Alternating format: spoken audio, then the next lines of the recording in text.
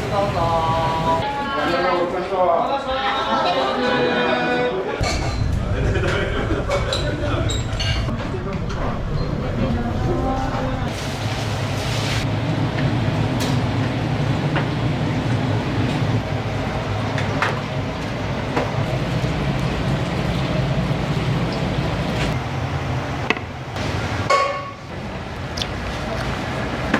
かけの冷たいやつの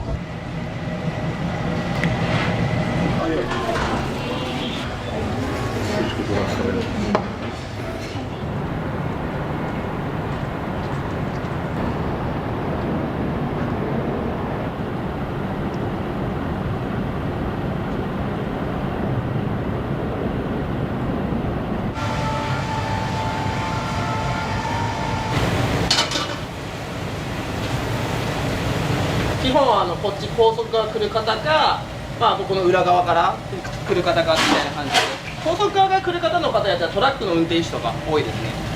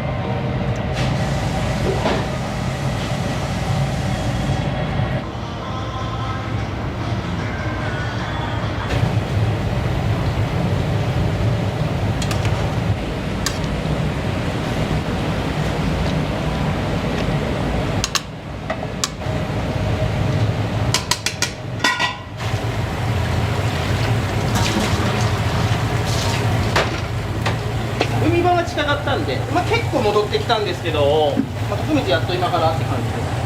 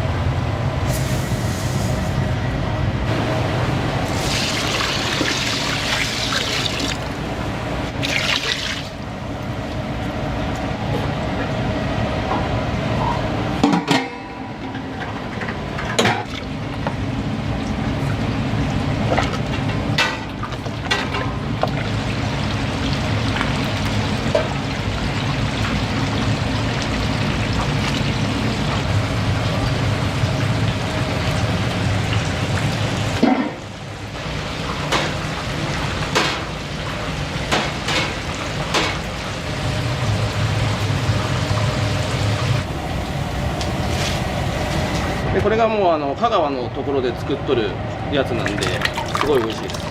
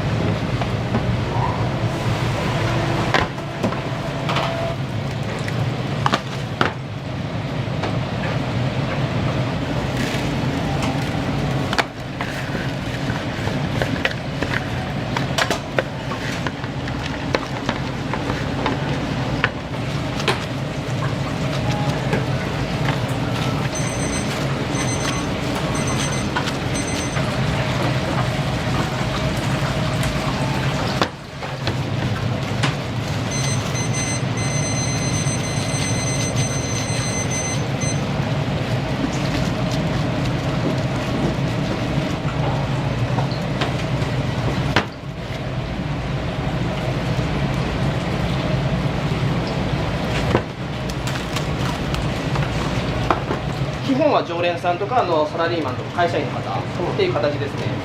で土日とか祝日になると家族連れが来たりみたいな感じなんですけど、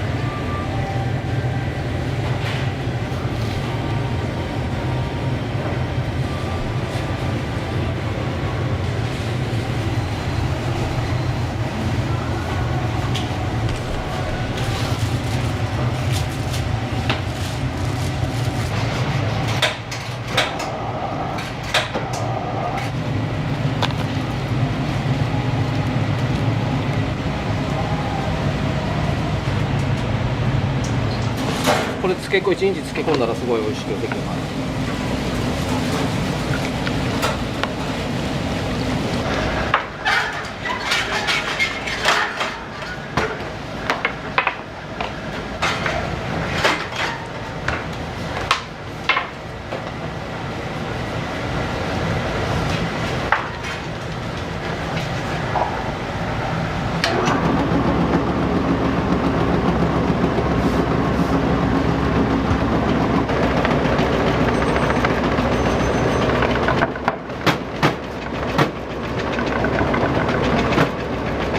やります。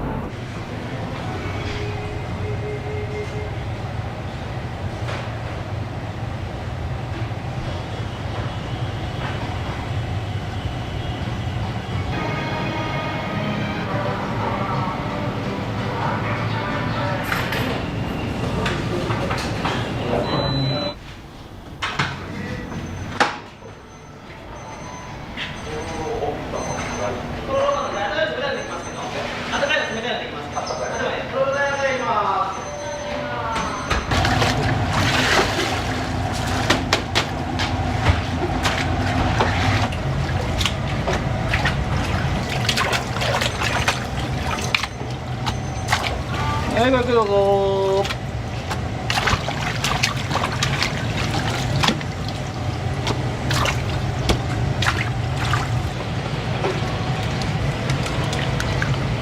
とろろの生大です。どうぞ。お割れでお気をつけくださいね。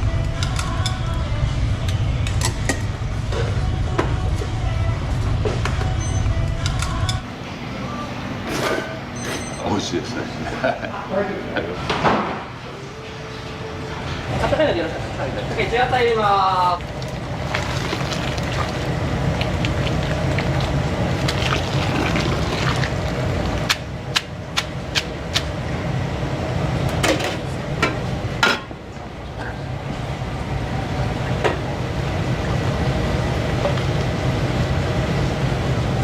です。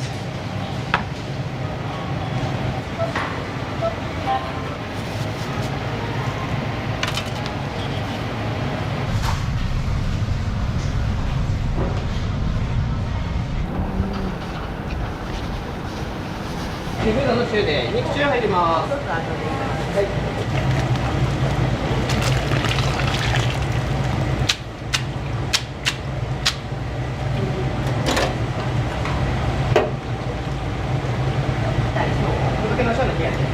肉の中ですね。どうぞ。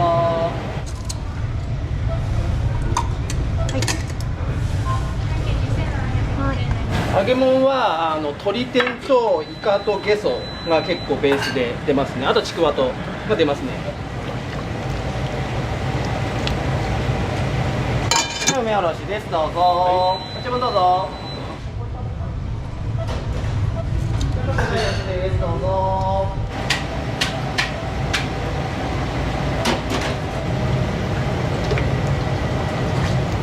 じゃあかけたいやつです。どうぞ。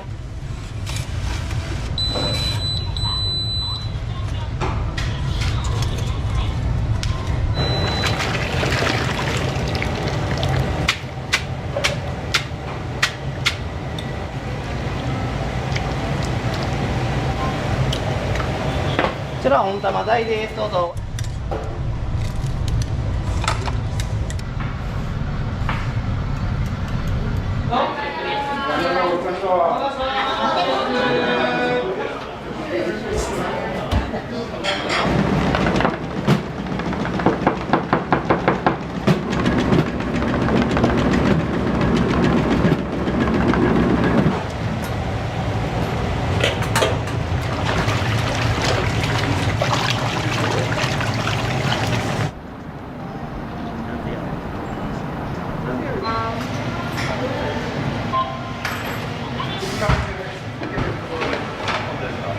週に2回ぐらいしかないかな。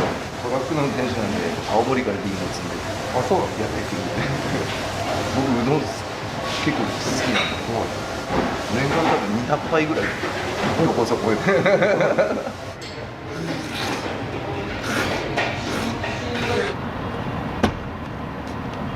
どうも。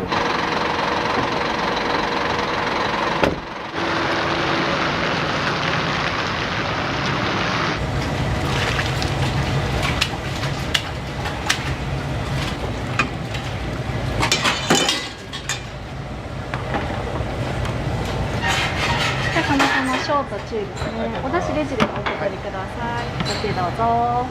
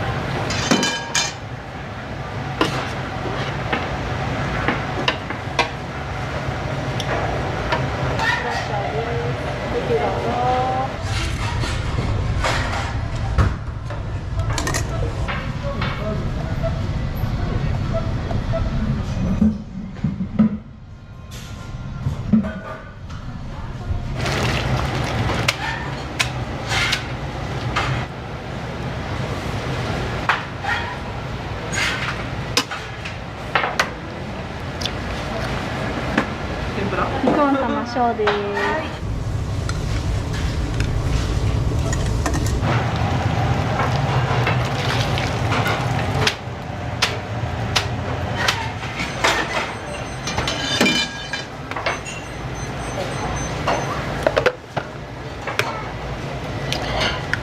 はいでです。ご注意どうぞ。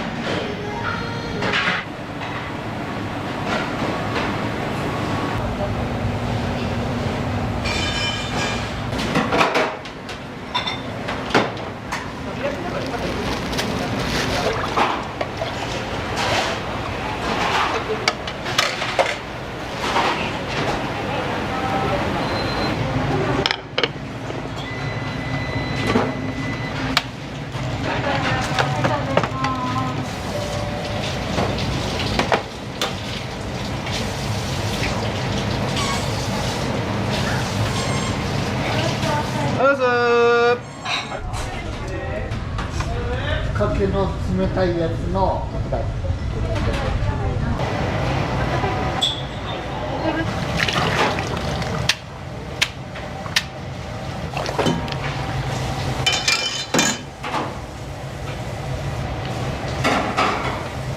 肉ぶっかけです。ご注意どうぞ。ざるうどんです。今お出汁をお渡ししますね。完成。ちょっともう一つ、はい、ぶっかけ商品です。はい、いいや。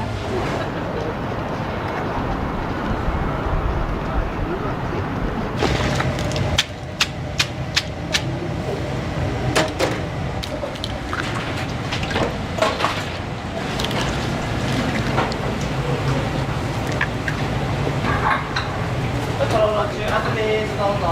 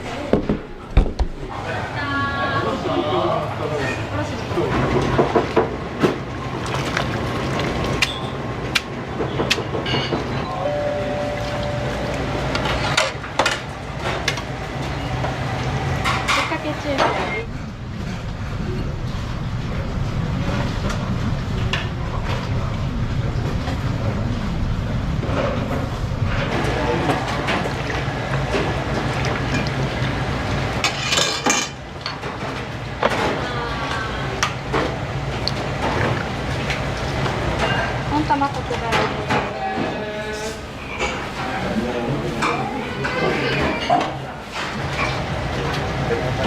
レモンなしで。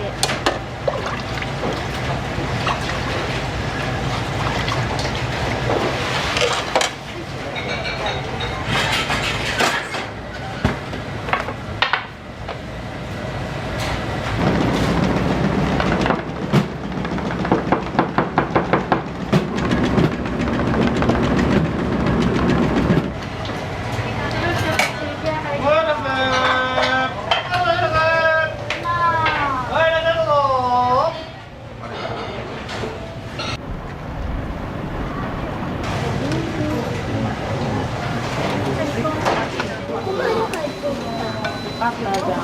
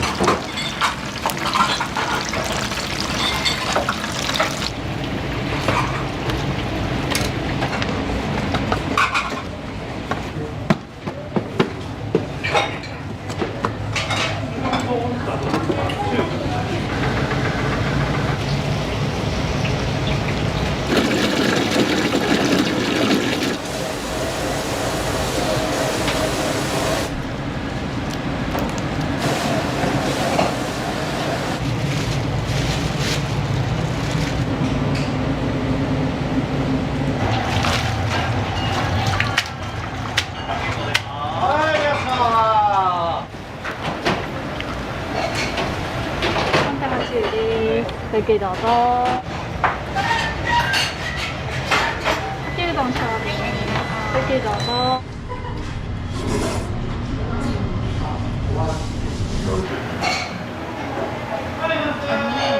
まあ、月1ぐらいかな、来てますね、はい、いいとこ、まあ、種類あって、量も多いし、味も美味しい、だしの味とか。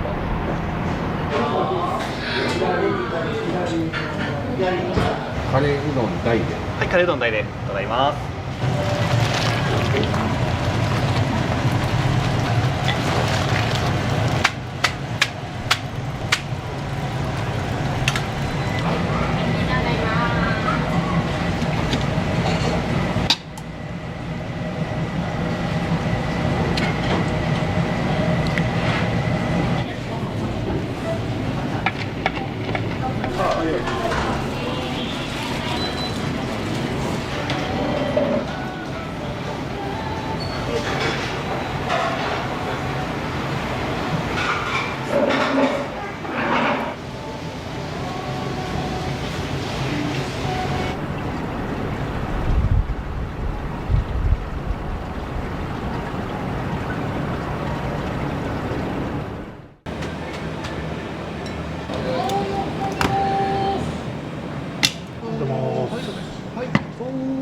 すごく食べやすくてお腹も満たされるんでいつも愛用させてもらってます。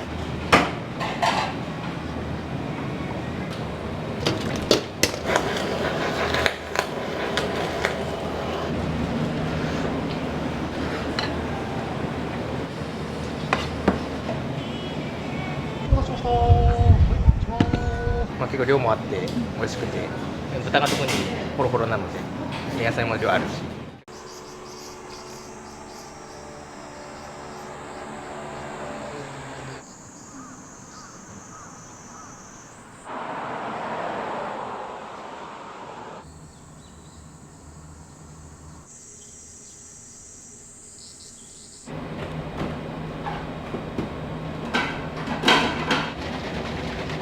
疲労とストレスがたまるとなんかお菓子食べたくなったり甘いもの食べたくなったりするんですけど、なんかそれ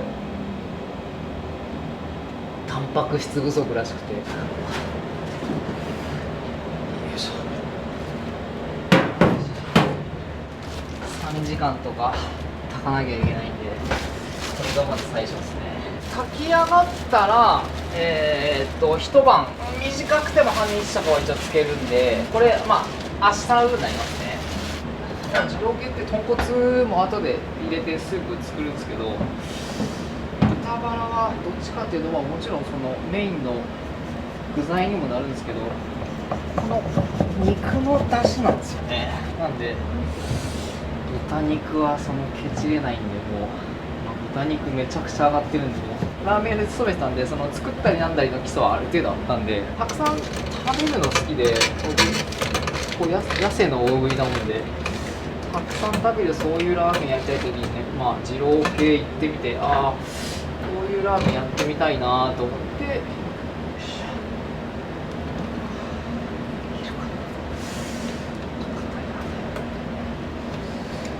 なんか本格的にちょっとこうやって作るんですよとか教えてもらって。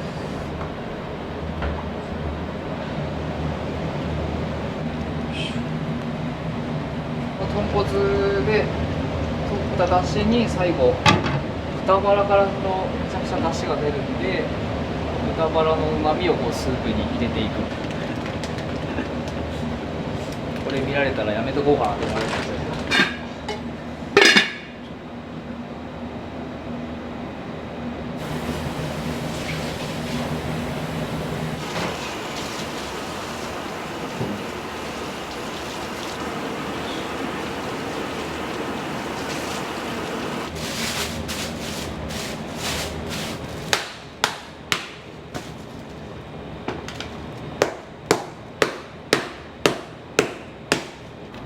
内容もそれなりのラーメンになっちゃうんで、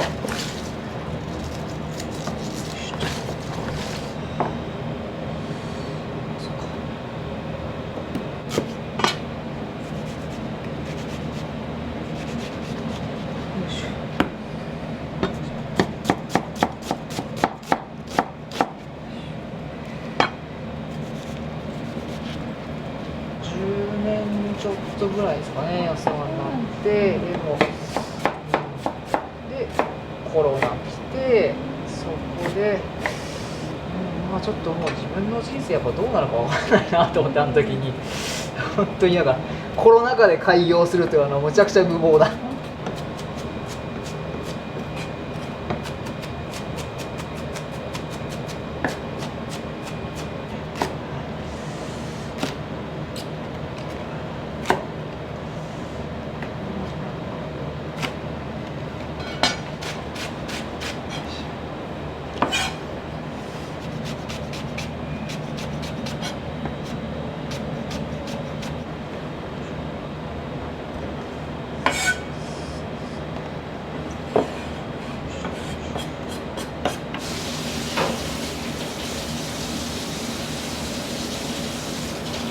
野菜は本当は豊漁ですね、いわゆるくず野菜っていうか、その捨てるところを、これはもうあと今日一日中炊きっぱなしです。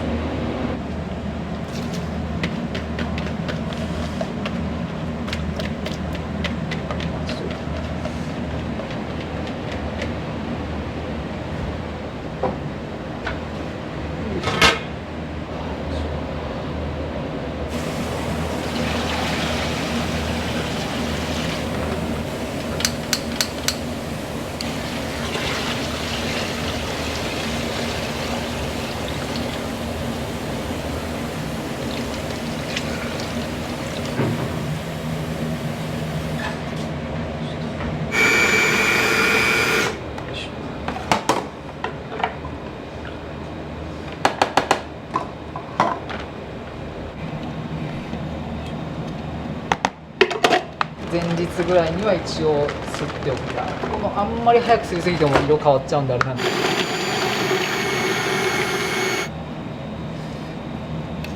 今だと80とかぐらいですかね。80から90、90いったらもうめちゃくちゃ忙しいですね。必死ですね。はい、営業中は。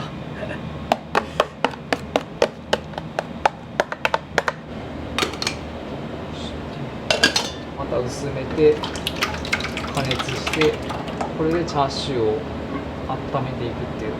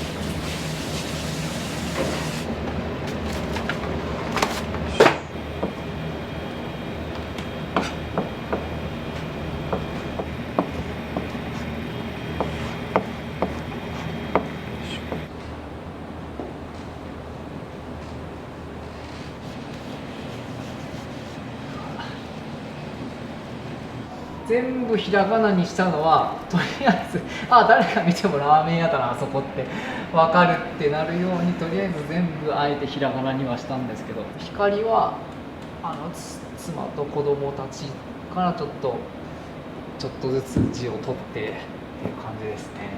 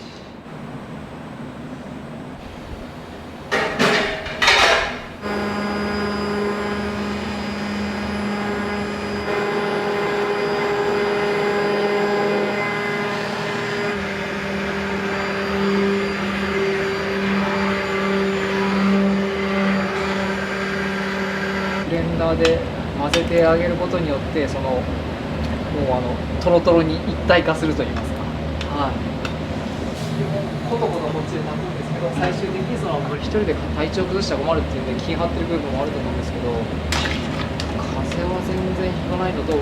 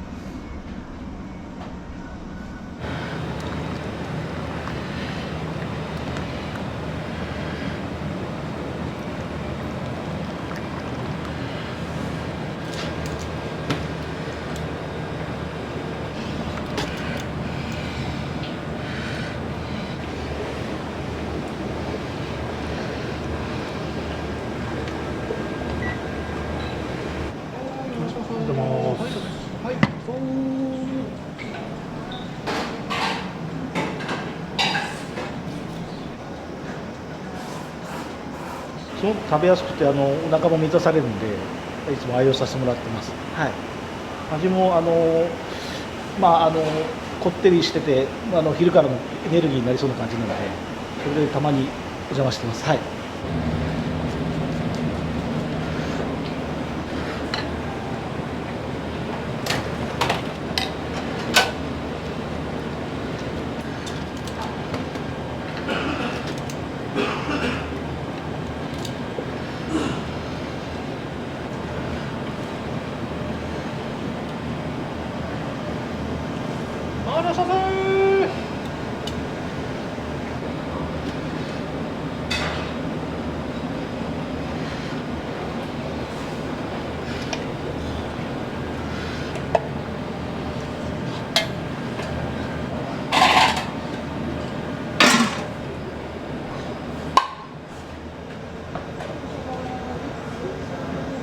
麺も太すぎずで食べやすくて、太い二郎系じゃなくてちょっと麺が細めの二郎系食べたいなと思った時に来たりしてます。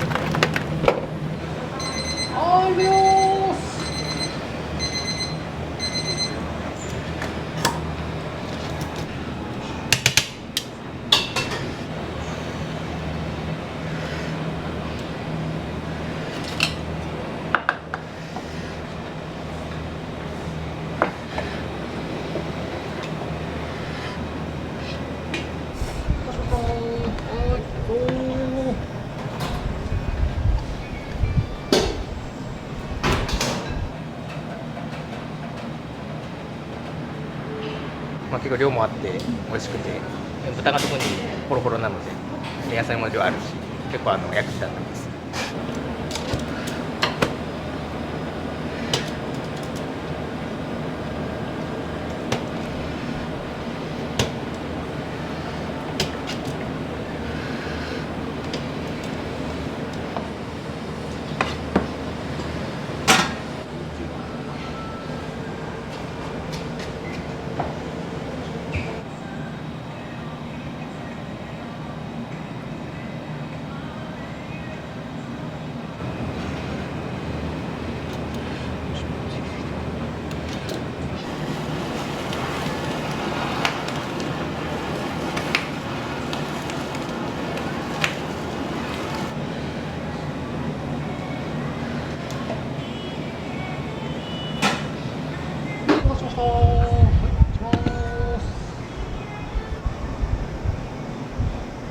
結構濃厚な感じなんですけど、結構食べやすくて、なんか豚もトロトロですごい美味しい。量も結構多いんですけど、スープも美味しくて、なんかそれに絡めながら食べるとすごいペロッといけちゃいます。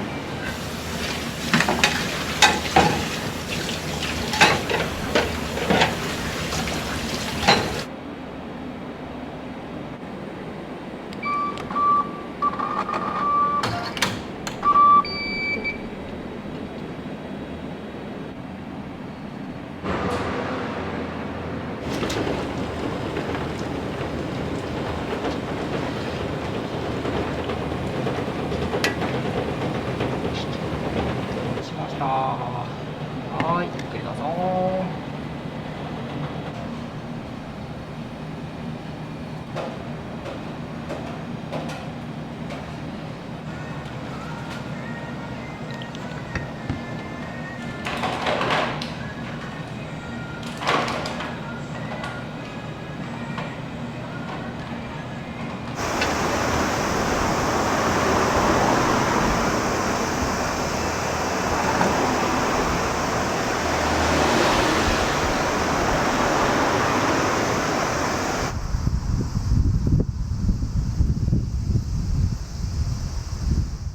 はい、いらっしゃいませ。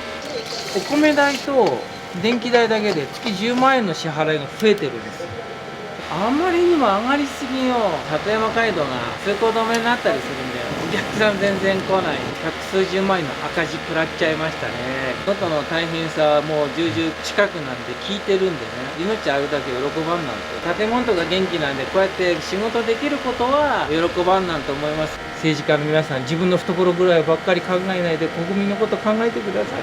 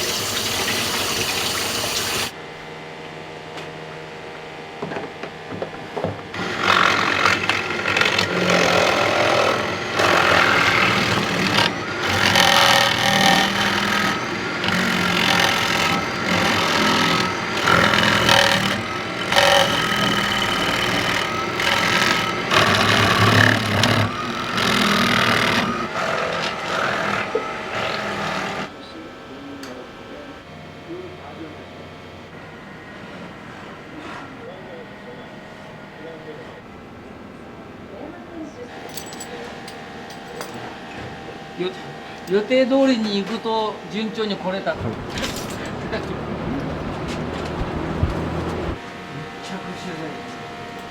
だよ。お湯沸いた、くにちゃん。お湯沸いた。はい。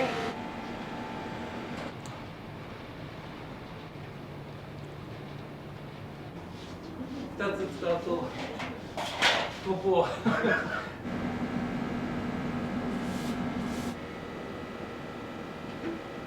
人を呼ぶ手段としてライブハウスにしよう、イベントを作って人を呼んでラーメンを売る、そういう仕組みをね、ライブ&ダイナー AJ なんていうのが始まりだったんですけど。お店開けます。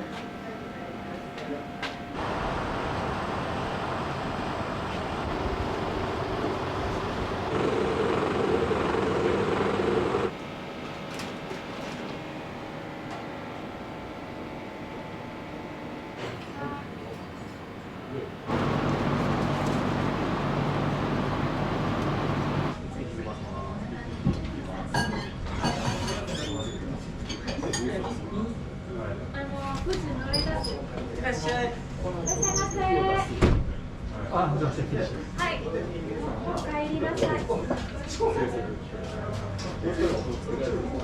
僕の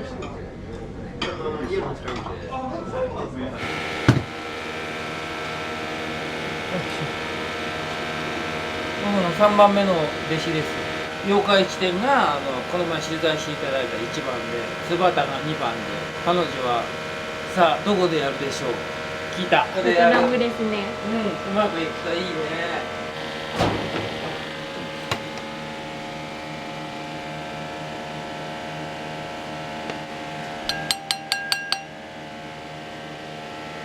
こっちがね、パイタンラーメンです。白い湯って書いてパイタン。うん。こっちは醤油ラーメンです。和風醤油ラーメンです。こっちが大盛り。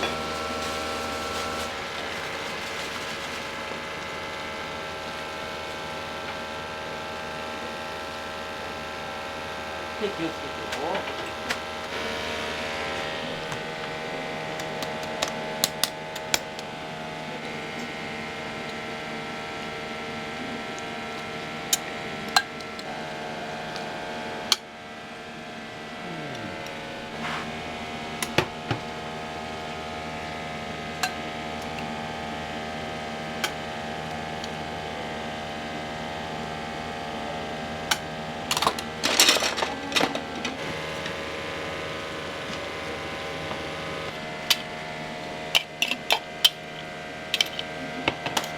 はい、大盛り。焼き飯よ。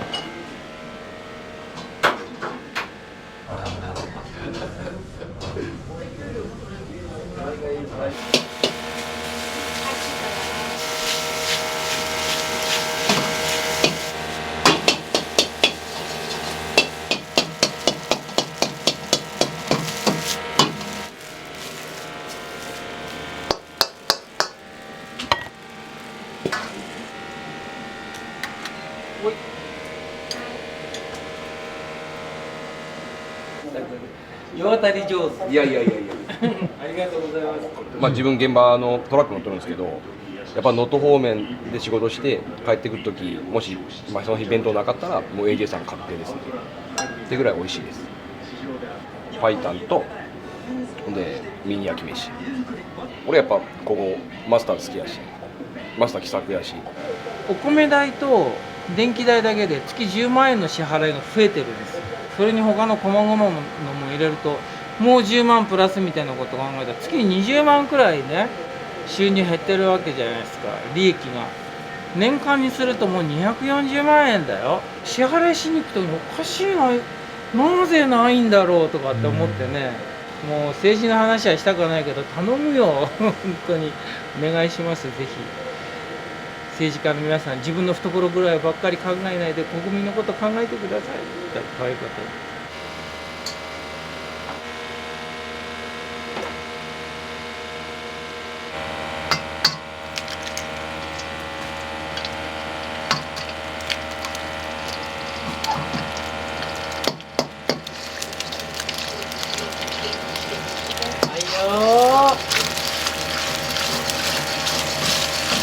麺入れてくれる？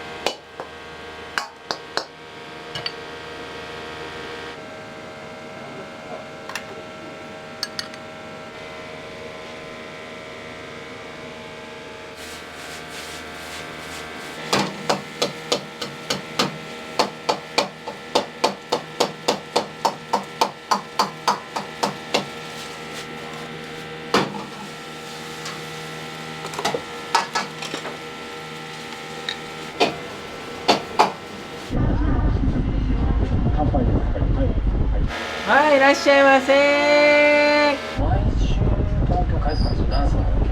なるほど。です。おいおいおいおい、そこまで話しかけられたって。どこで恥ずかでバレるからね。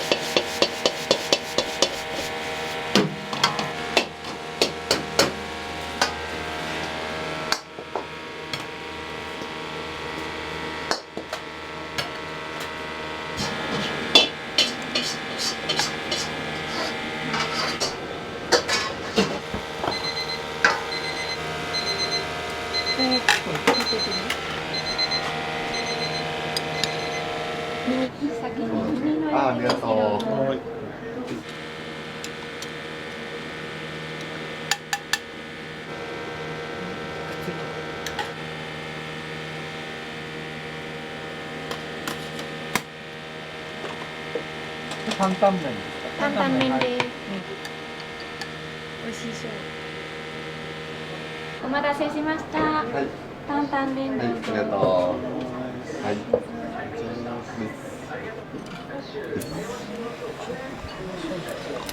ただきます。こんにちは、いらっしゃいませ。こんにちは。まあ、ちょこちょこ来ますね。いつもはパイタン系か味噌を頼んでます。安くて量が多いところですね。美味しい普通に、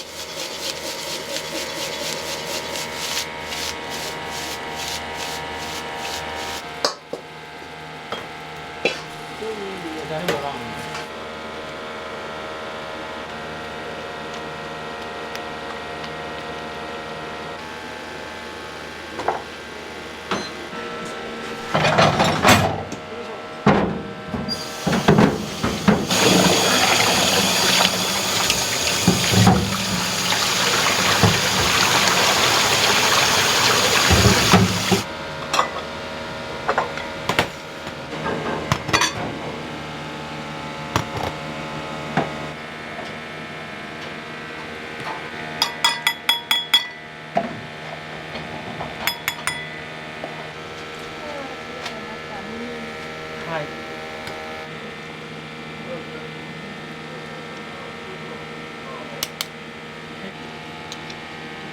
2つですか？ミニ2つ。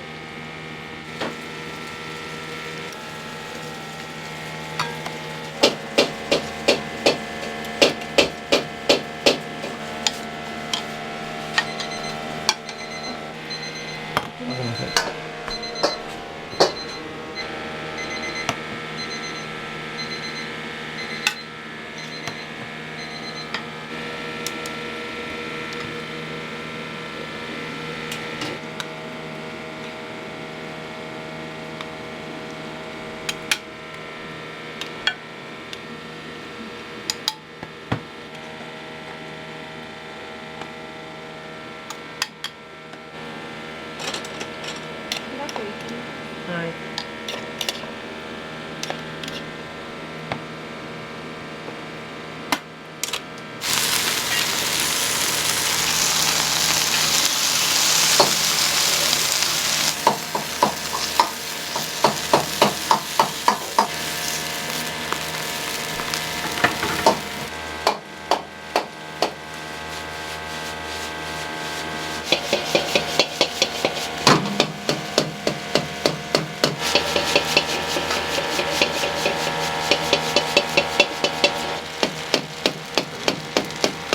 ニンニク書いてあるけど大丈夫ですか？はい。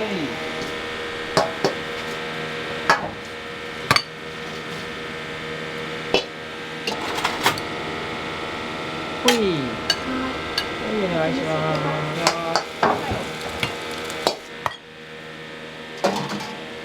これ分けて。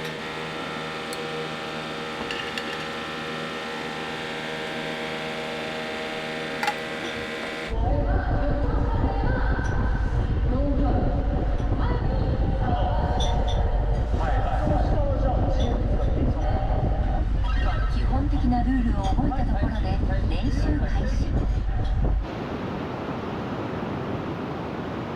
でもまあ元気に立ってるし、電気水道ガスは何ともなかったんで、水が2週間くらい使えなかったのかな、そういう影響だけで。七尾のお店はもう完璧2ヶ月間開けられなかったのと、2ヶ月間の間その里山街道が通行止めになったりするんで、お客さん全然来ないで、百数十万円の赤字食らっちゃいましたね。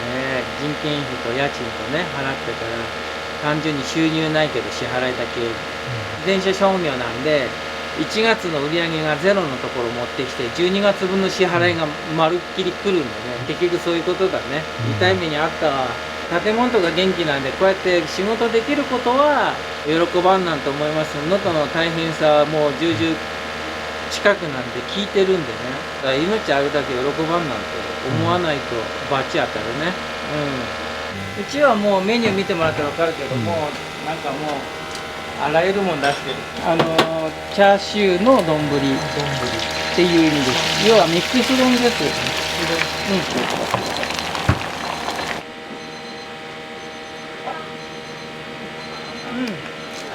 今日はロックが多いですね。ビートルズの人たちもいる。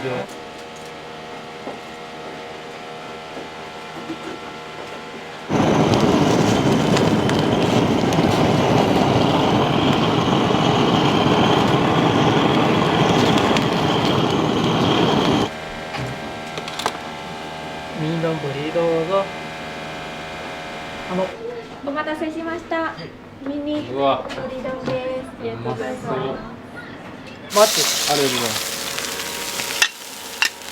よいしょ。このタレが美味しいんだよね。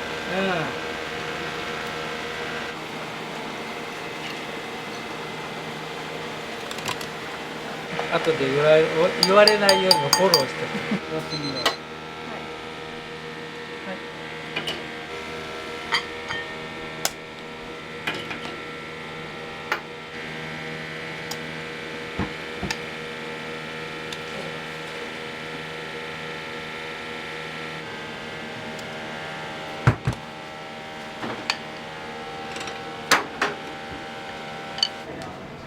お待たせしました。ラーメンです。お待たせしました。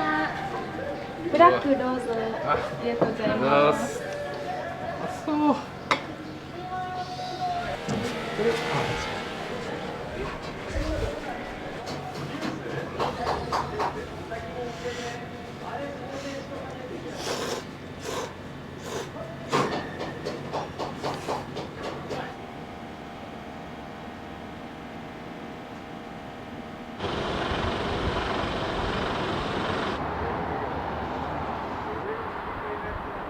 オムライスの街なもんだからとりあえずねできるからやるかみたいなもんなんだけど、オムライスってどういうものを出せばご当地グルメなのかななんていういろんなオムライス出してるのいろんな店がお寿司屋さんにはちらし寿司に卵かけたりとかなんかねやってんのよ。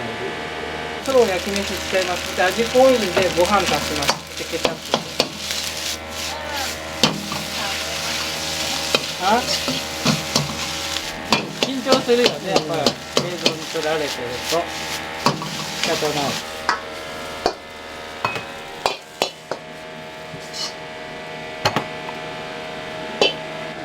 なんだこのまま置いときますよ。あ、そうなんだね。そんな慣れないことやるとね。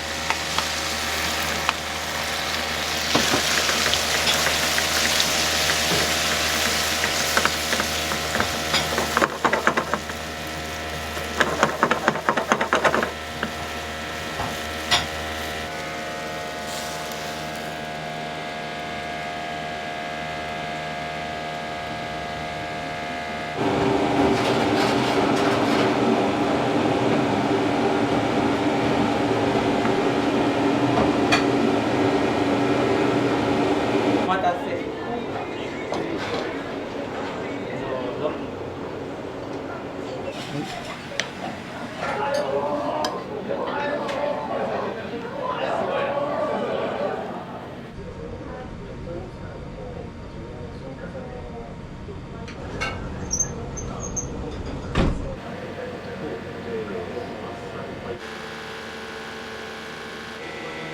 ありがとうございます。もうちょっと待ってもらっていいですか。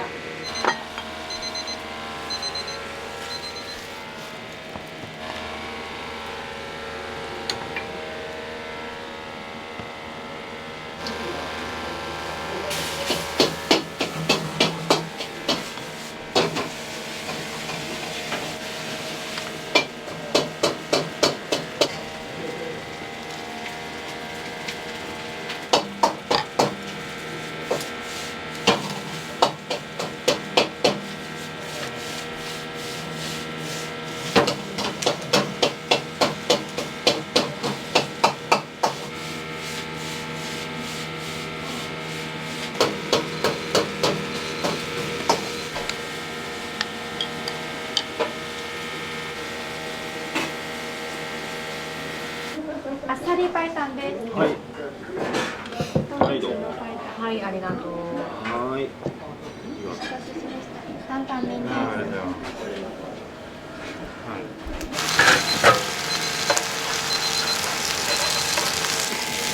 これ黒くないとこ炙ります。はい。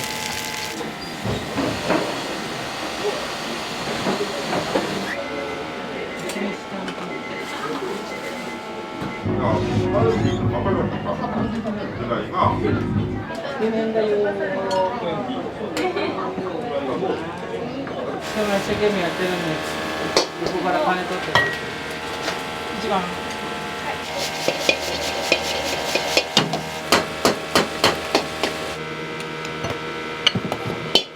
ラストチキン麺。はい。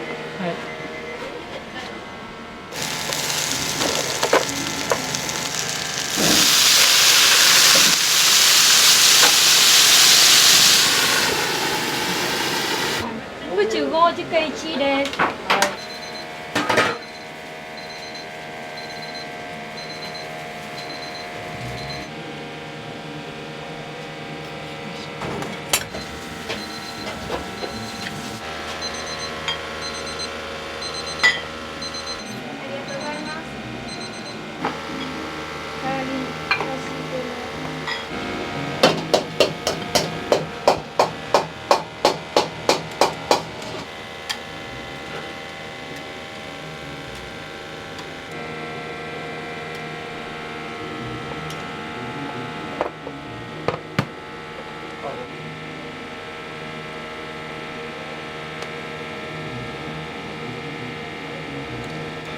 メンマ作らなきゃ。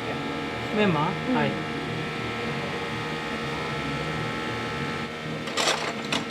こっちは味噌ラーメン。味噌ラーメン2つ。担々ミックスです。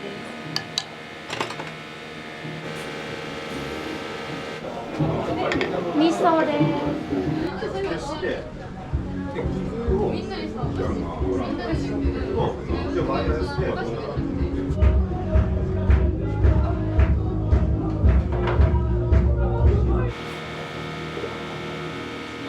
炊き餅。うん、これうまいわ。こ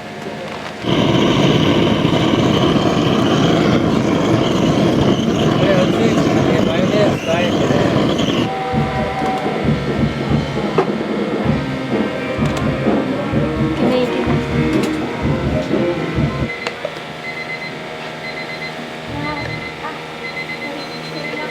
はい。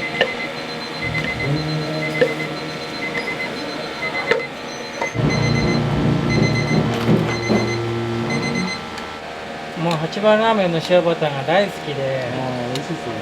でもバターいらない人もいるから、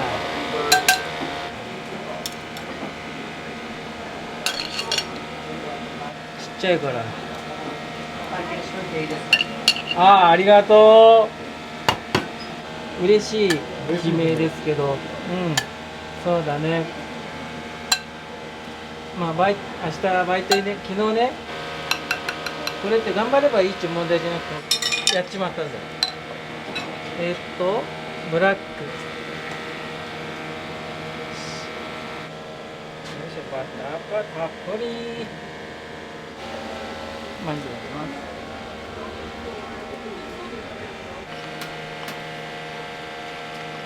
す。つけ麺。よっしゃ、離すよ。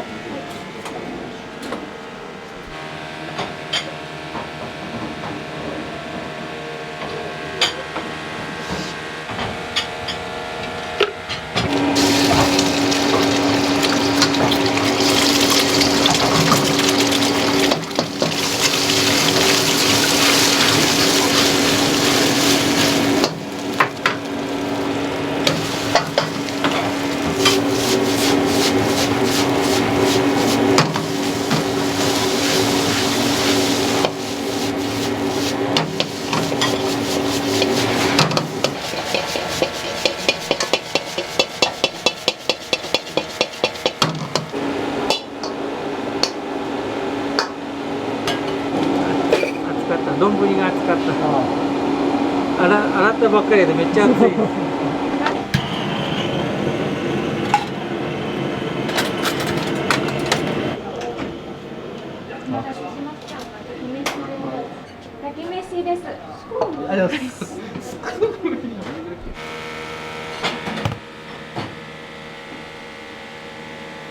ーボードはね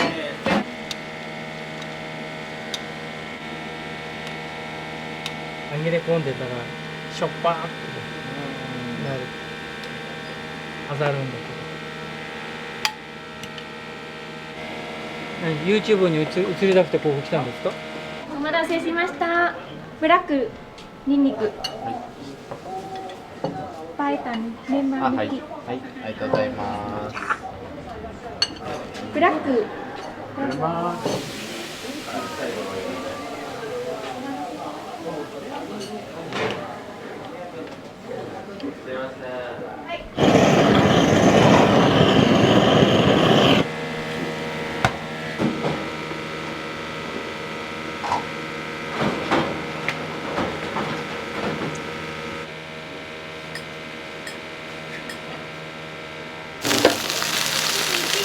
はい。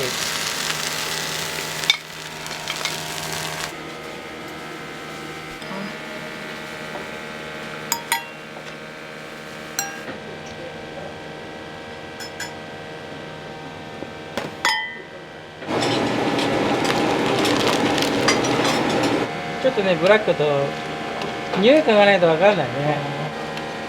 よく回します。チーズ入ってるんで。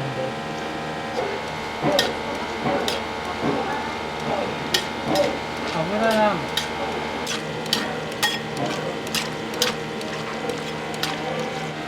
ン。ごまいっぱいオリジナルのラー油。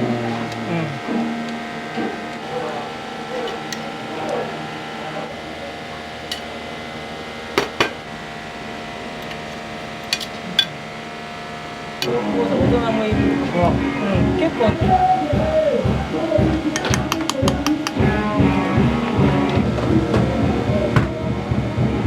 ミニ。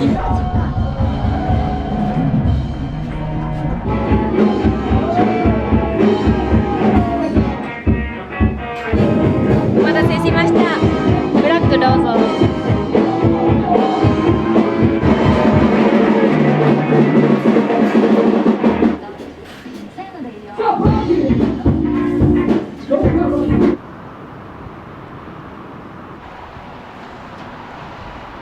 さっきお米とかの話言ったっけ、なんだろう、もうあまりにも上がりすぎよ。お米代がさ 50% 以上上がってね、ラーメン代じゃあ簡単にさ 30%50% 上げれるかってできないんですよ。で挙句にさ消費が減ってきてる、お客さんが減る、ダブルパンチトリプルパンチね、ひどい目に遭ってんだなんていうことはさ、ぶっちゃけ愚痴ですけど、とはいえね、日々こうやって頑張るしかないからね。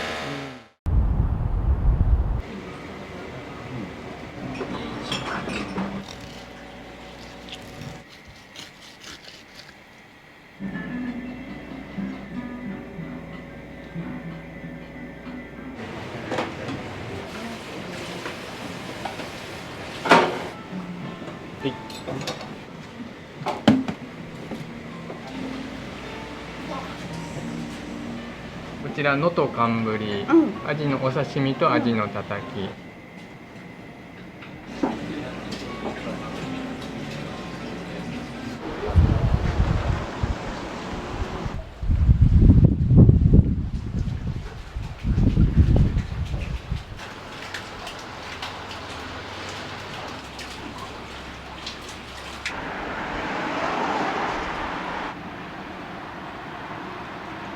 責任者はこの後で。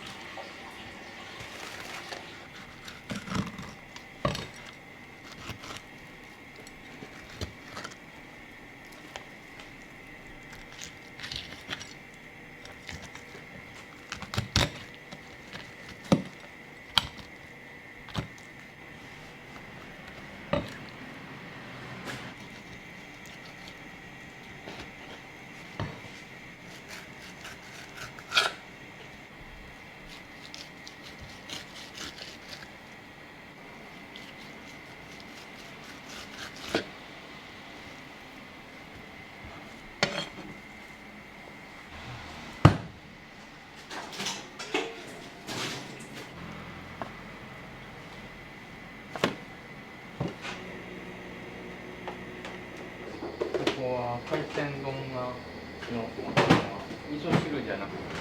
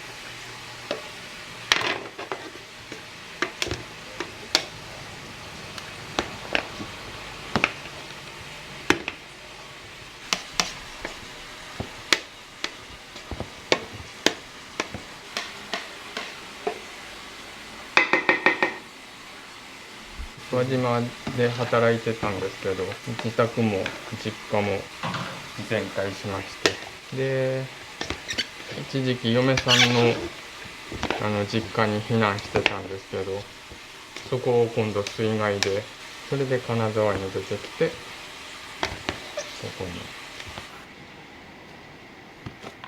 に。小鉢用ですか？そうです。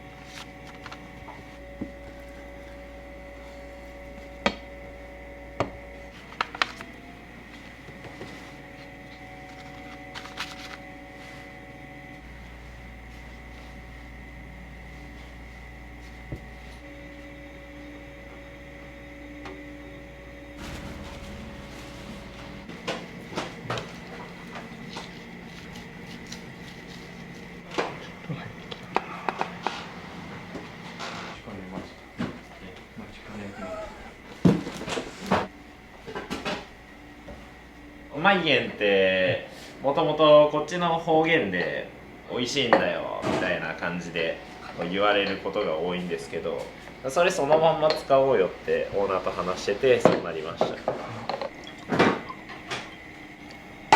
れは輪島のお醤油です。けどやってますね。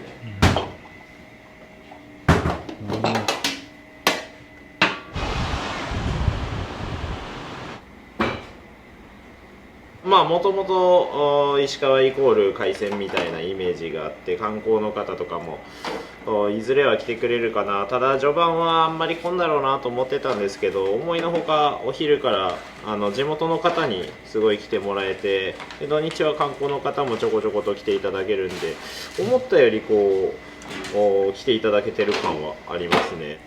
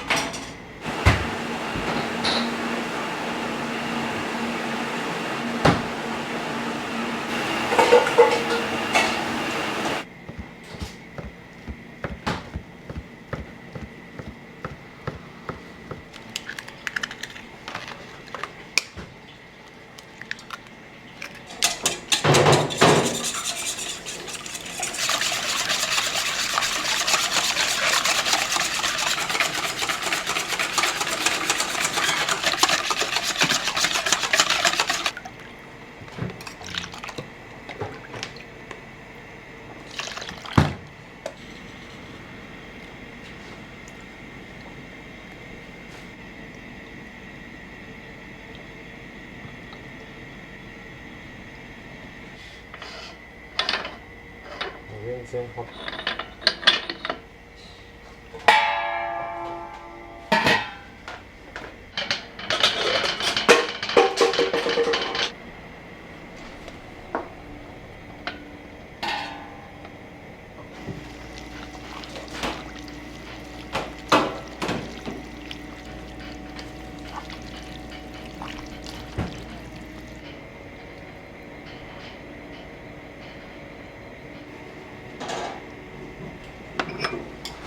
お金払ったらその後一切かからんシステムにしてる。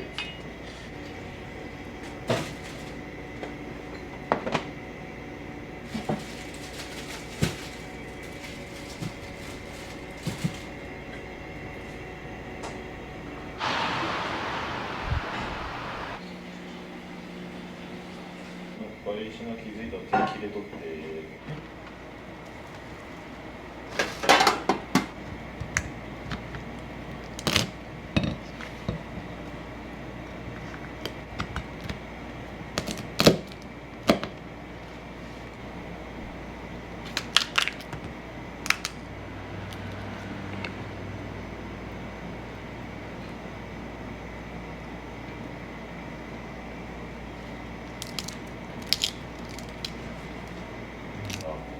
なるほど。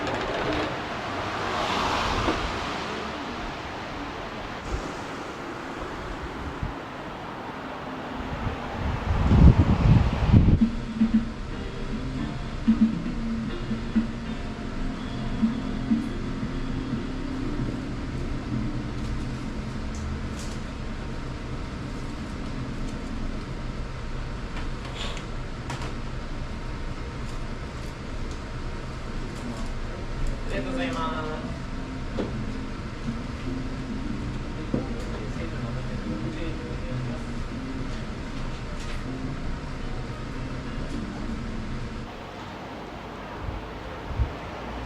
はい、どうぞ。席どうぞ。こうか。はい。海鮮丼。一応こんなもん。当てみたいな感じですね。とご飯でも全然大丈夫。YouTube 画像もしてる。そうです。カレーの時もお世話になった。インスタに YouTube リンクやと思うけど、わからんけど。素人や。一旦この橋だけ私しときますね。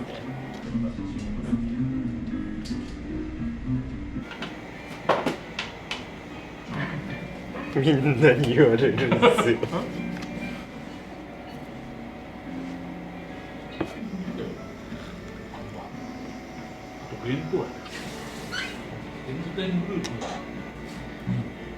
駅も今つい相当うまいんやろな、道ですか。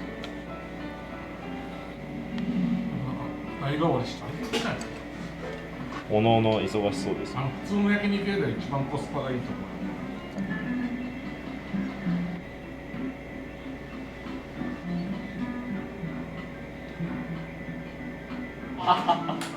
カレーからラーメンしました。お気をつけてお待ちください。で卓上にお醤油あるんで、はい、皿にとって。で、あの時間にやってるのがここと深センしかない。ちょ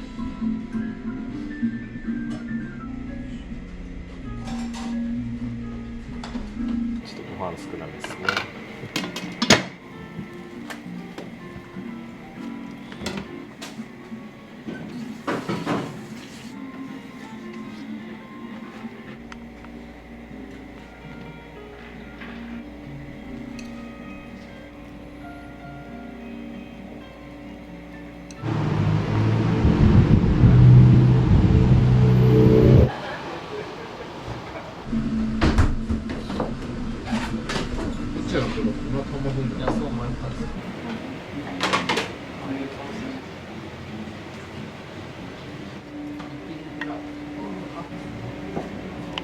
まそれ。ぶ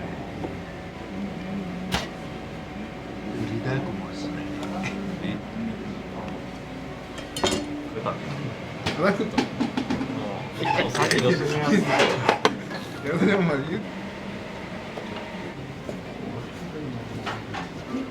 そうですね、まあ海鮮ユッケですね。ユッケ風のタレをかけてます。気をつけてお待ちくださいね。はい。ありが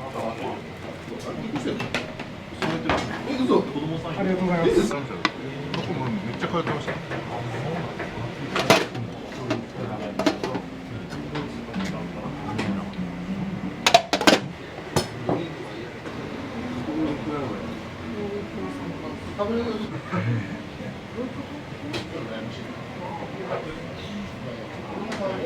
ただきます。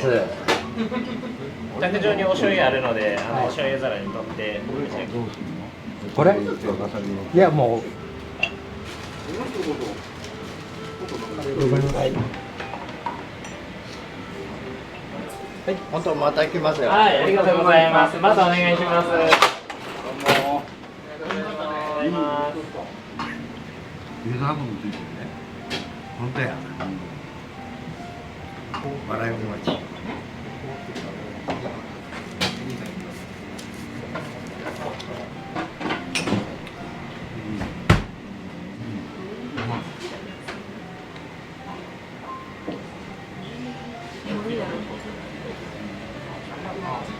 南蛮漬け、美味しかった。ありがとうございます。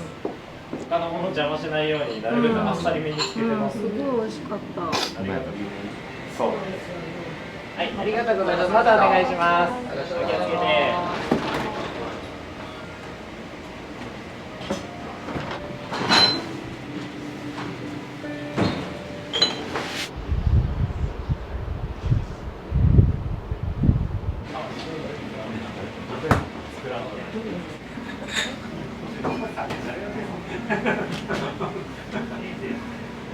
ありがとうございます。いらっしゃいませ。いらっしゃいませ。どうぞ。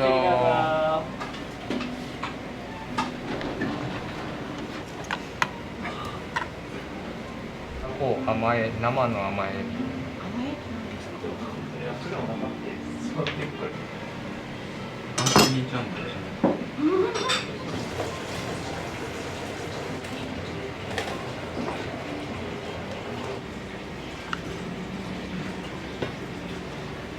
あ、すいません。あ、ごめんなさい。申し訳ございません。めっちゃ海鮮丼。すごい。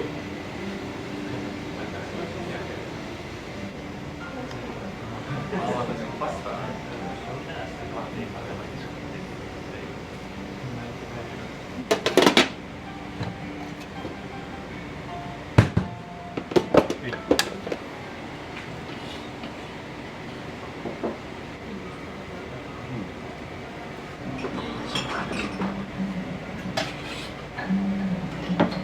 ょっとお力失礼します。気をつけてお待ちください。そしてこ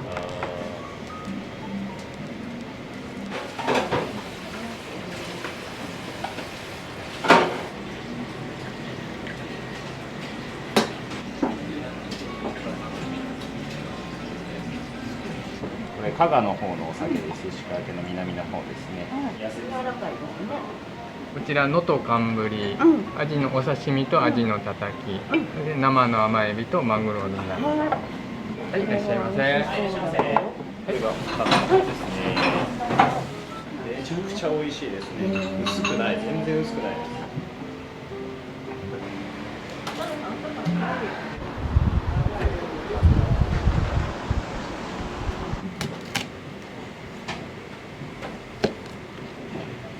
そんでいいっす。いい感じです。あ、ちょっと待ってください。こっちはまだ。はい。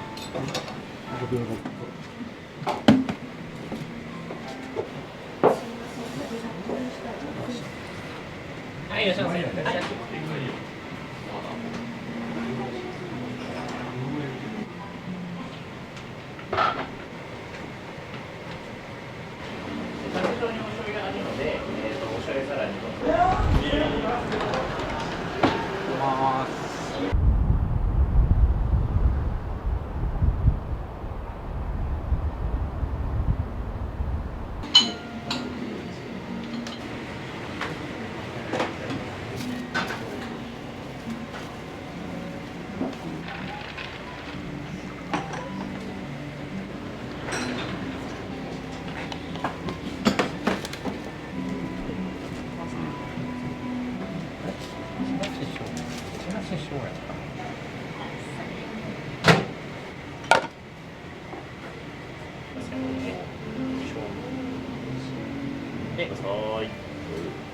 で、卓上にお醤油やるので、はい、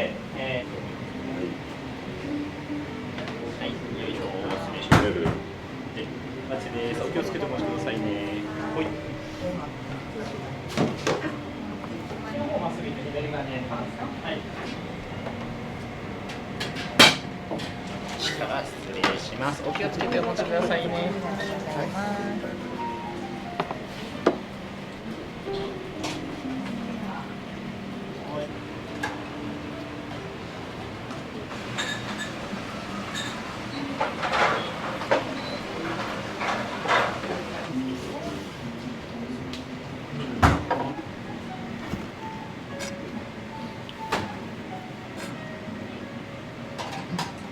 前がカレー屋さんやってたんですけど、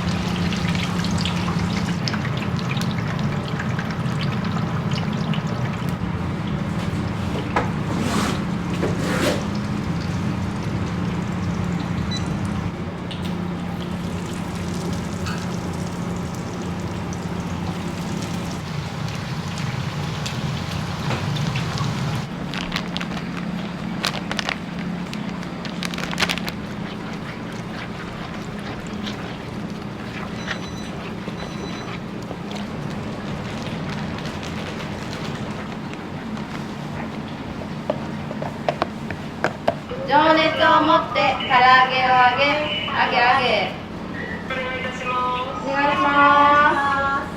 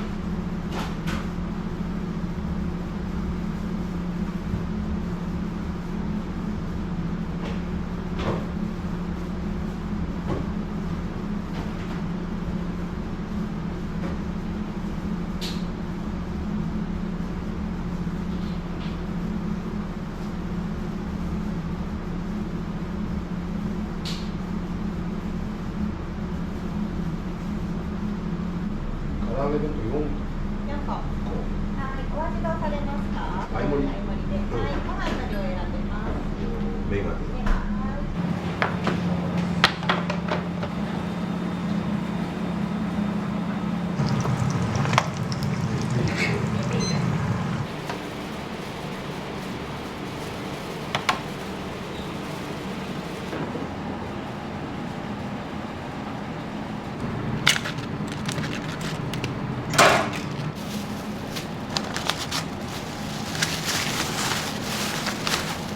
お待たせいたしました。はい、ありがとうございます。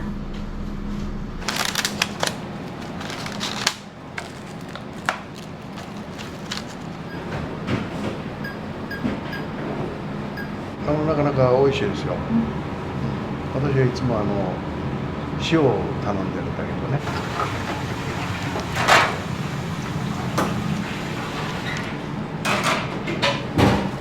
はい、ありがとうございます。ありがとうございます。いらっしゃいませ。こんにちは。はい、4個入り。4個入り。ご飯の量どうされますか？じゃあ、はい、2つ。はい。3点で。はい、ありがとうございます。会計2350。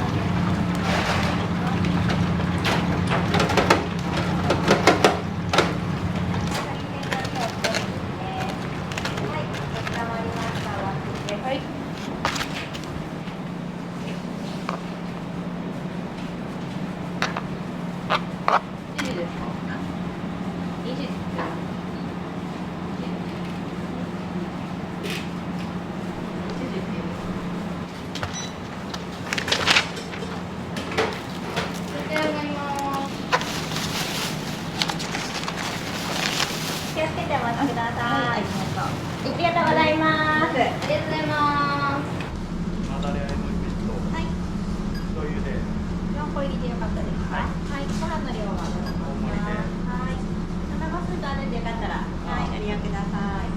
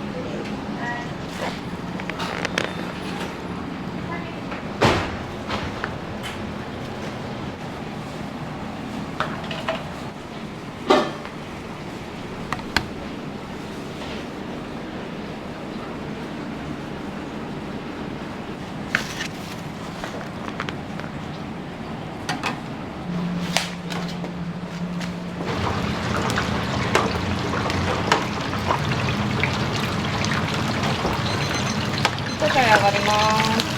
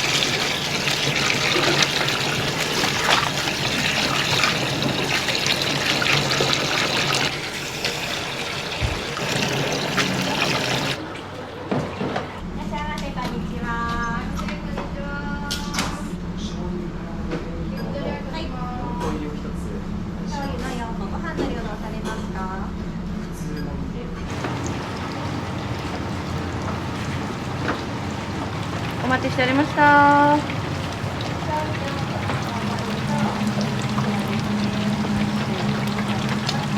上上がります。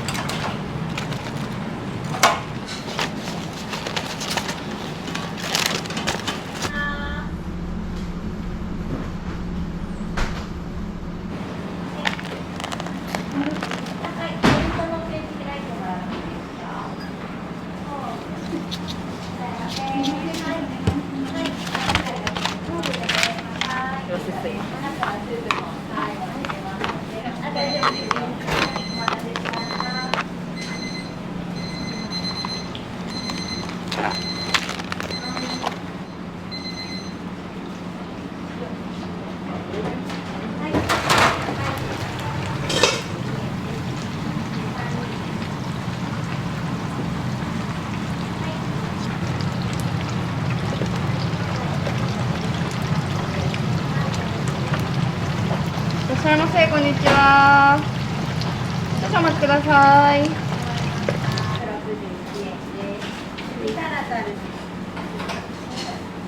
ハンパちゃんとおろしですね。いつもありがとうございます。ありがとう。ボリュームもありますし、満腹感が抜群じゃないかと思います。僕は塩ですね。塩辛ですね。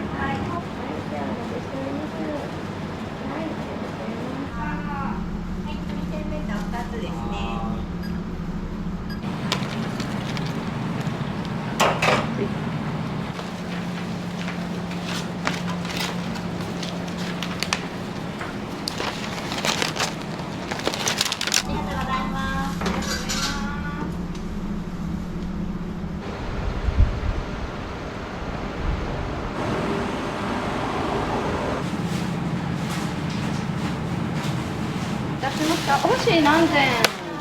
お箸今お弁当に1膳ついてるんですけれど、2膳。はい。すいません、お待たせいたしました。じゃあトリプルパスタの台とお弁当。ごめんなさい。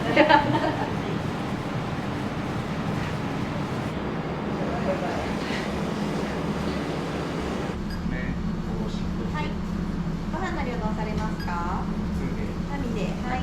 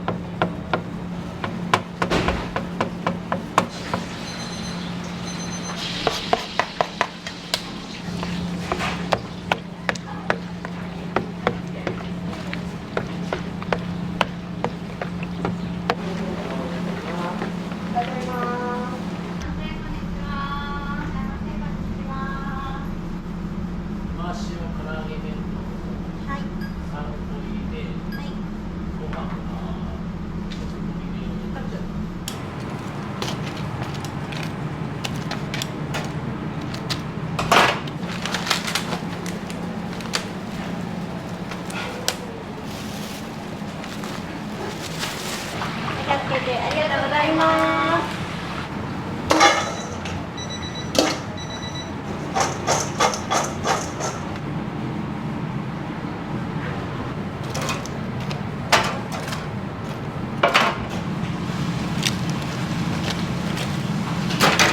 すいません、お待たせいたしました。ありがとうございます。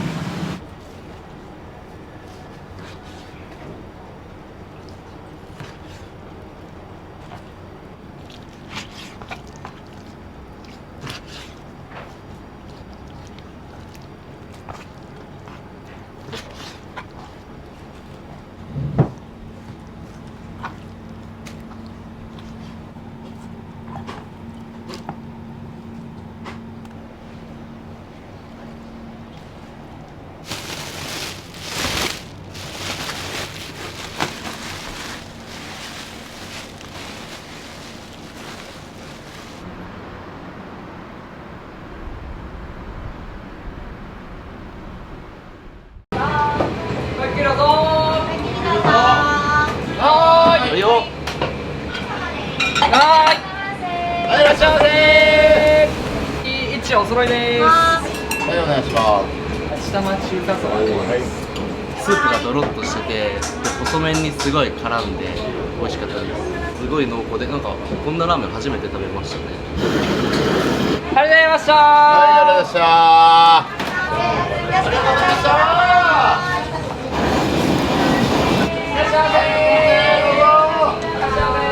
した。チャーシュー麺です。豚骨系食べたいと思ったらこちらのお店を来させていただいてます。万人に好かれるより誰かにとっては一番のラーメンを出したいと思います。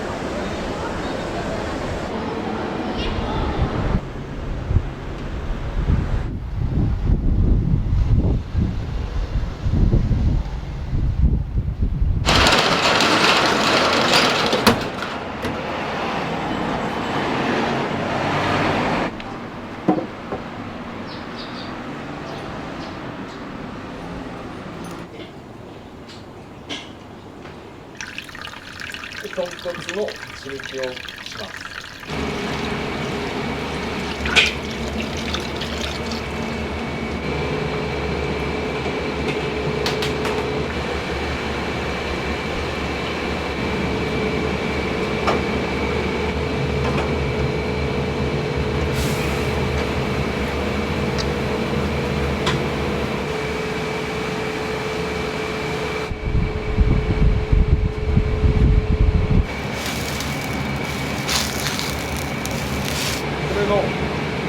今揺れてるところ。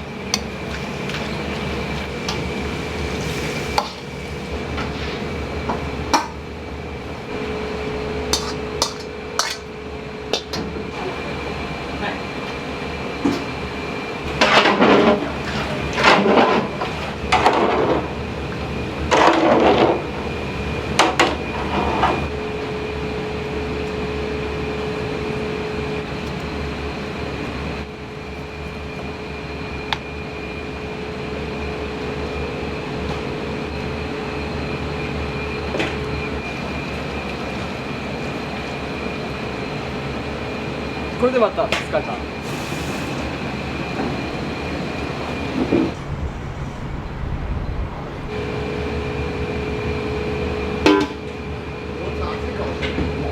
福岡ですね。はい。17の頃ですね。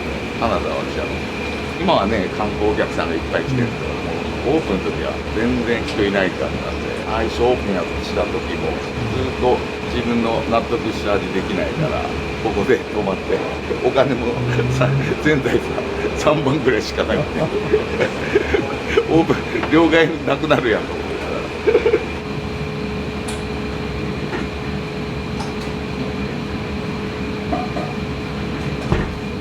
9ぐらい9ですかね。はい。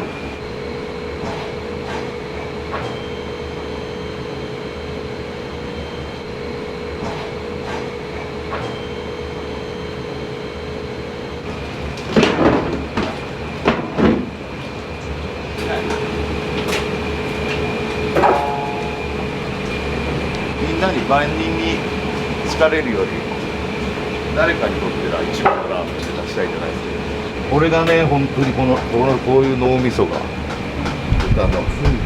これがいい雑味にだってこれもなんです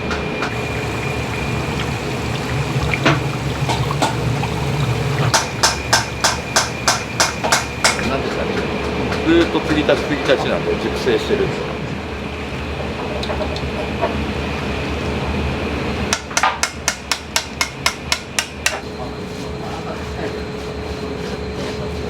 結構辛めなんですよ。そうなんです。時間もしばらく経たないと味も染みないんで。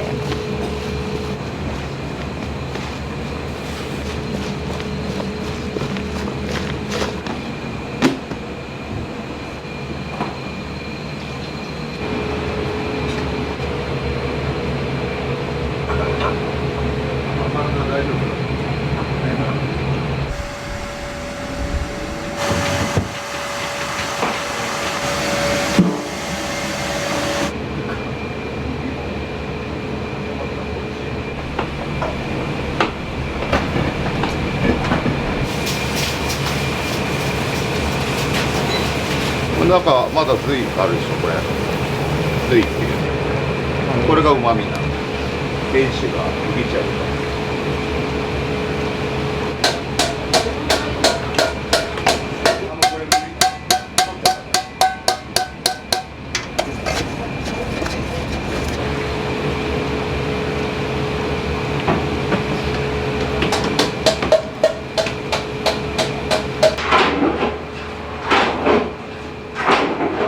ラーメンのバランスだと思う。濃度で一番難しいのはやっぱキレですよね。この分量おろしたてなの。穴開いちゃって年に1回ぐらい穴開いてる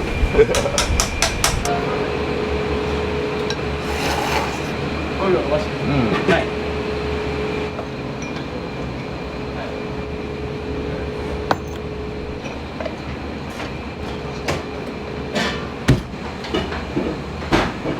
ただいまより7月5日の朝礼を始めます。おはようございます。おはようございます。はい、喜んで。ありがとうございました。またお待ちしております。ありがとうございました。またお待ちしております。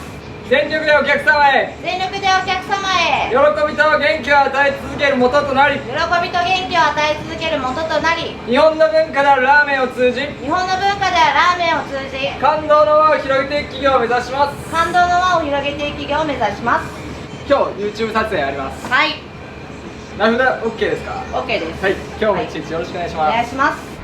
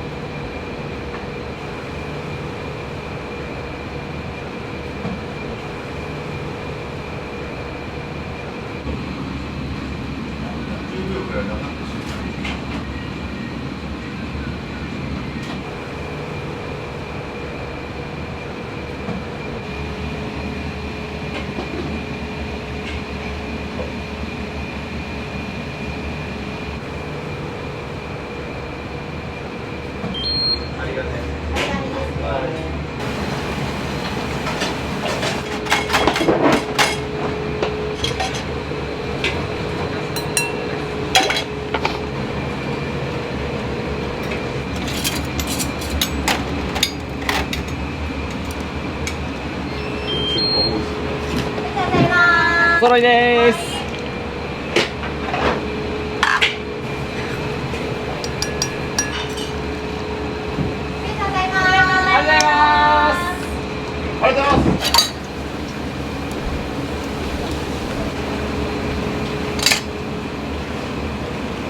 残り20秒ね。はいよ。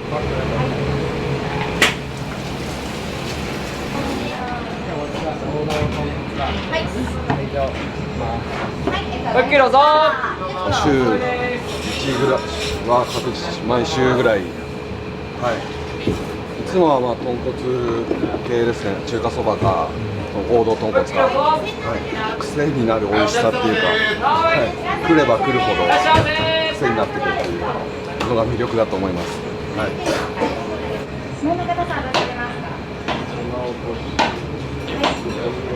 はい。よ。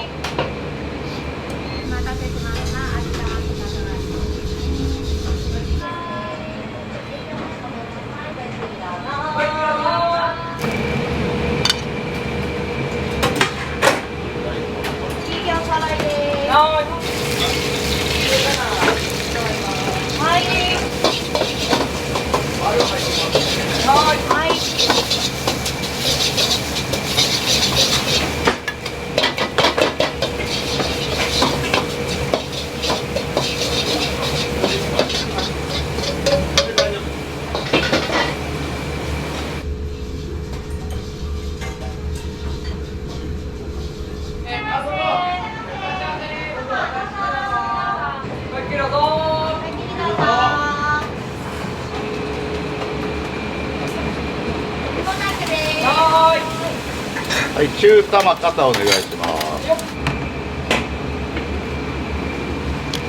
ケイチお揃いです。はーい。お願いします。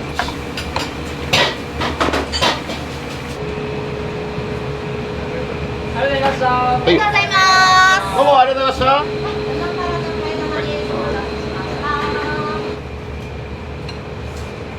今日は中華そばを注文させていただいて、あまりの美味しさに旨辛の替え玉も注文させていただきました。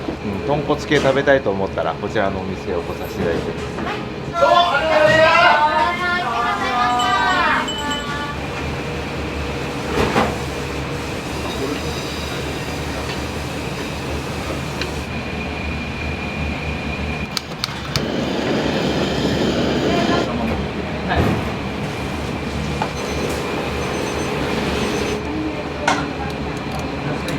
ありがとうございます。ありがとうございます。中華そばと、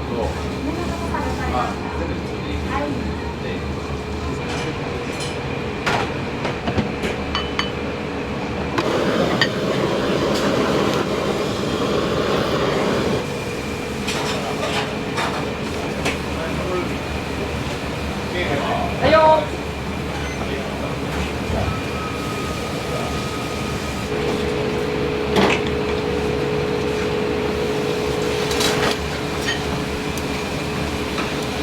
大盛りの。はい。はい。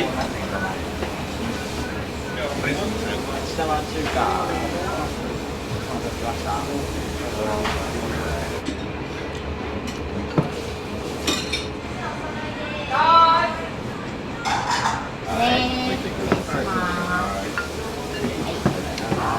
はい、どうぞ。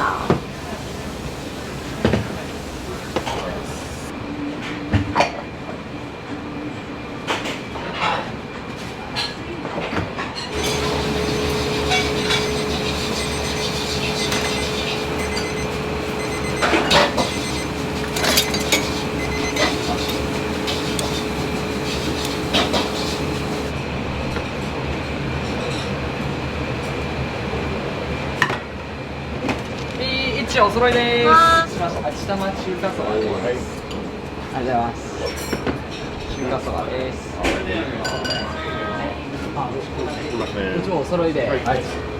中華の味玉を注文しました。スープがドロッとしてて、細麺にすごい絡んで美味しかったです。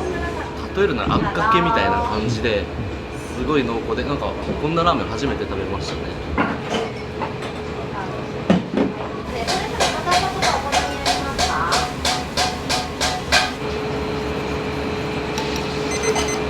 ももさんこれ大好きですか？はい。大好き。いつもあるでお揃いです。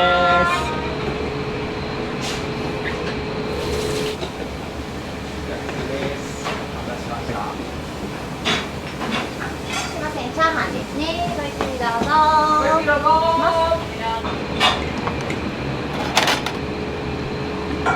失礼します。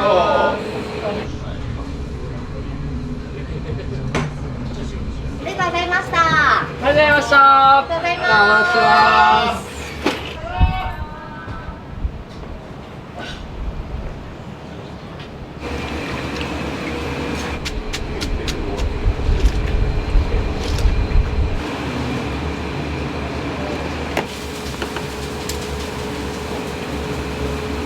お待たせしました。ウニそばです。豚玉ですね。もう一つもう少々お待ちください。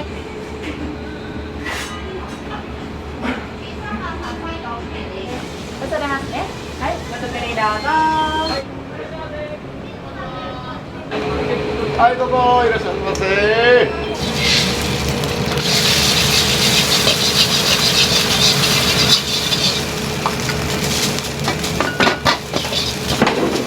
はーい。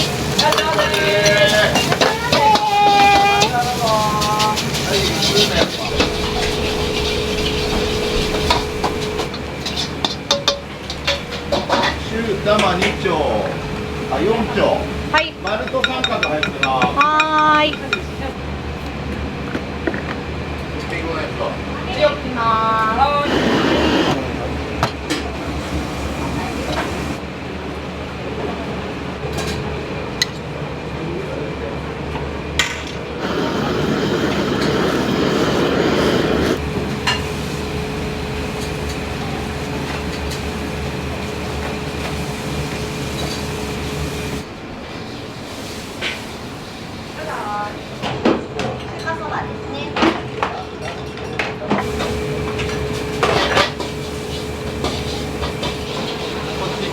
2人で。はい。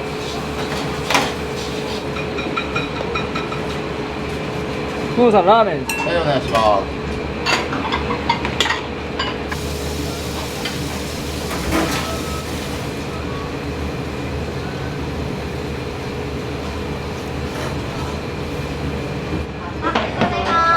ありがとうございました。お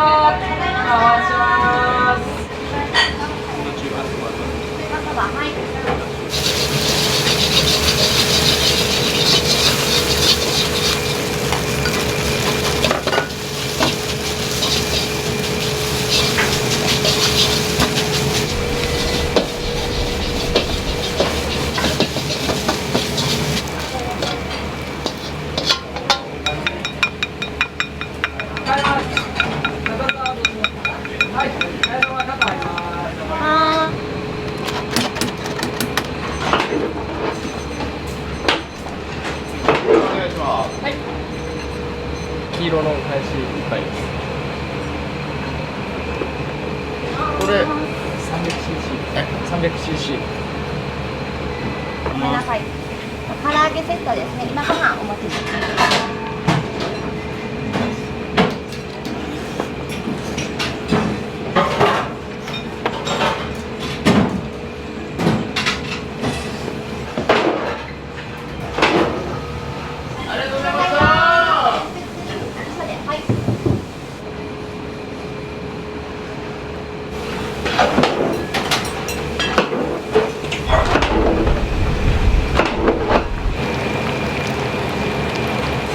だったらやめる。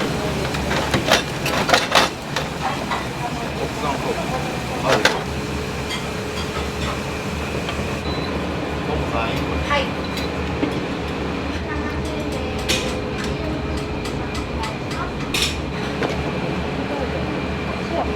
つけ麺いきます。お待たせしました。お待たせしました。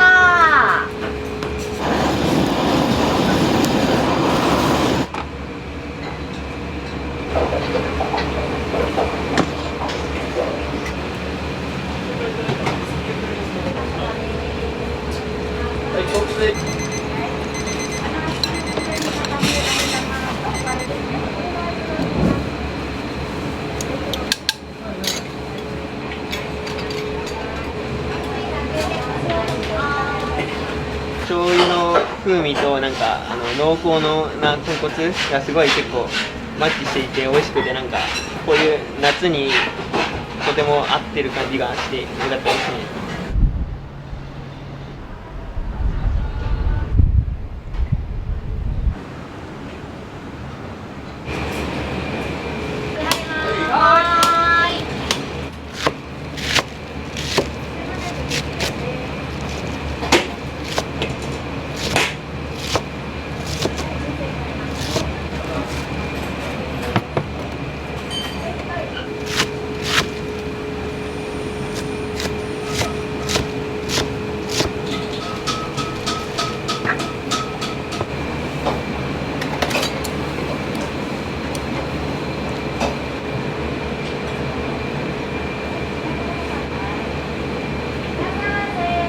いらっしゃいませー。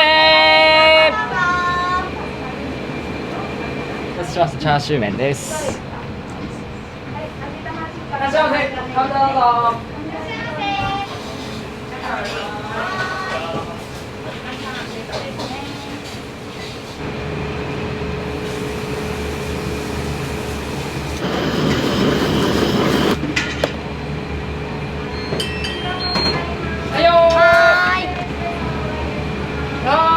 お待たせしました。豚玉です。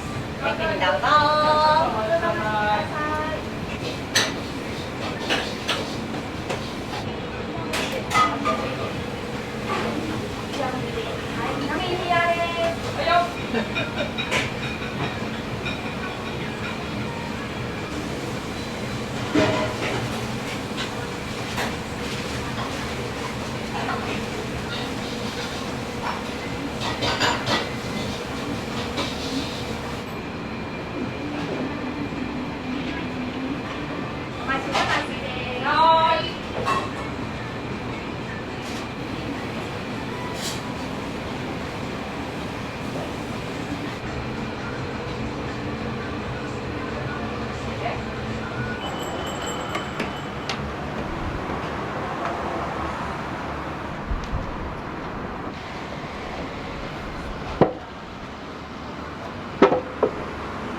りがとうございました。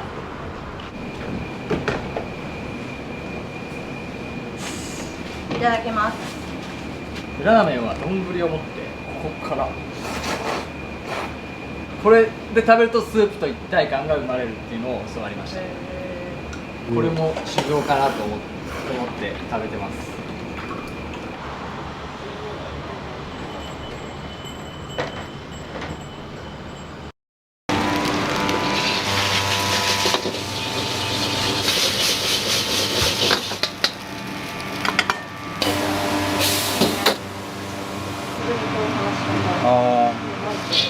せい。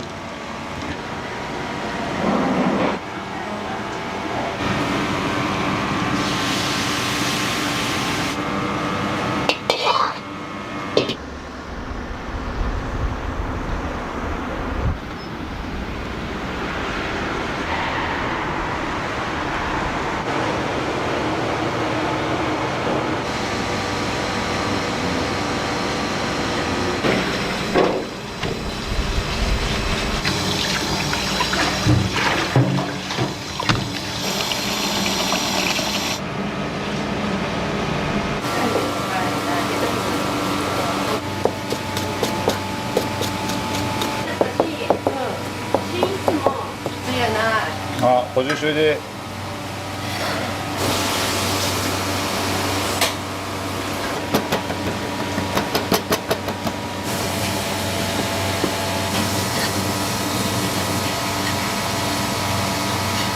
後から暇なってから待って。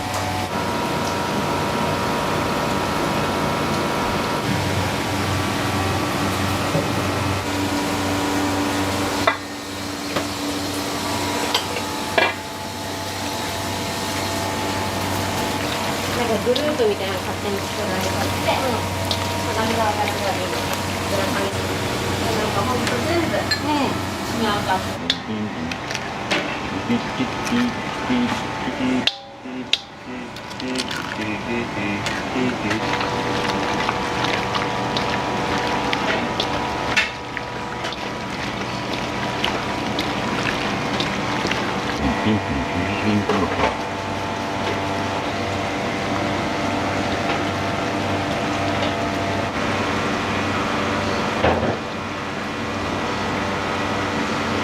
から料理人っていうかね、どれぐらいなんですかね。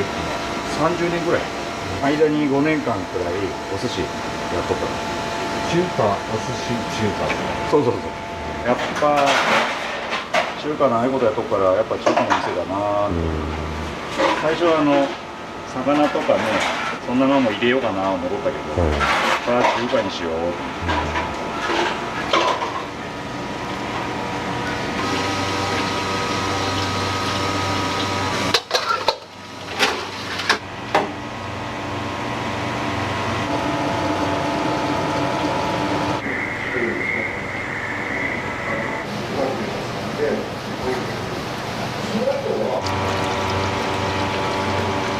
ラーメンの返し、元だれ、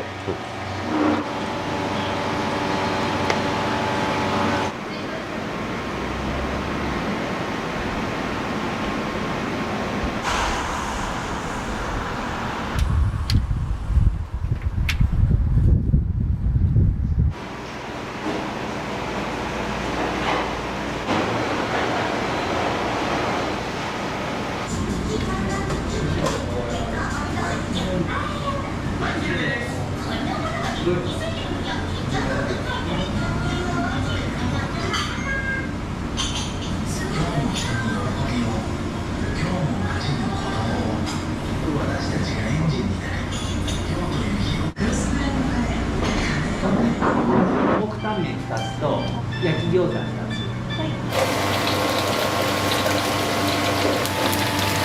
なんかハーブの唐揚げのからの5分。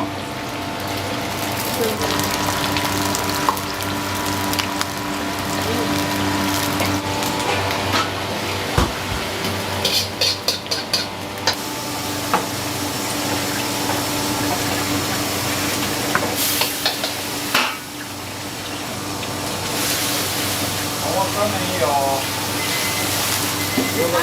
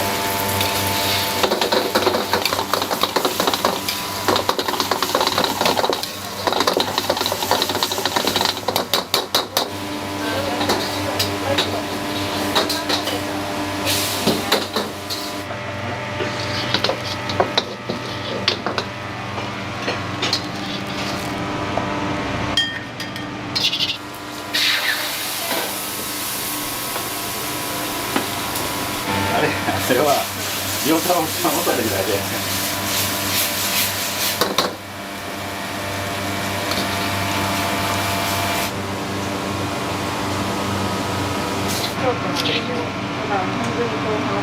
あ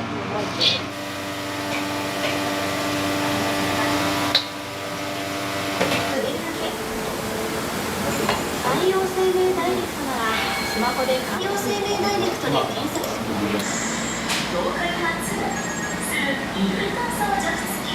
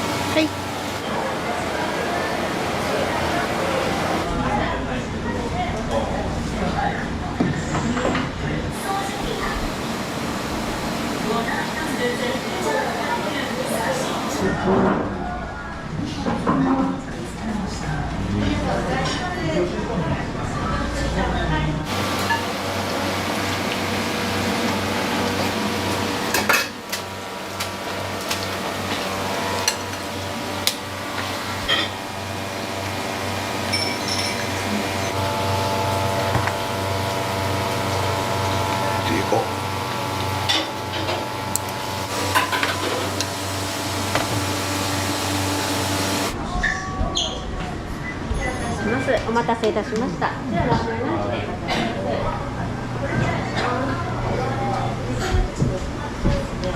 ありがとうございま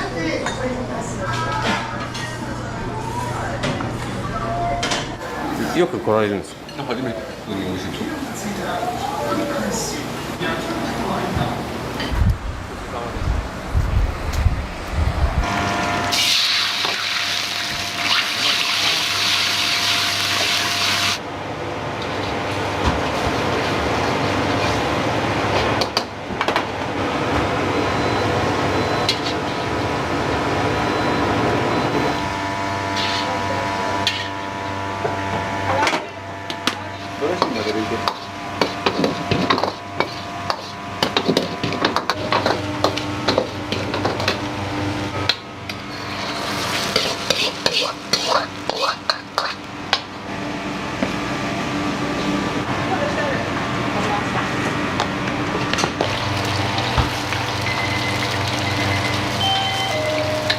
いらっしゃいませ。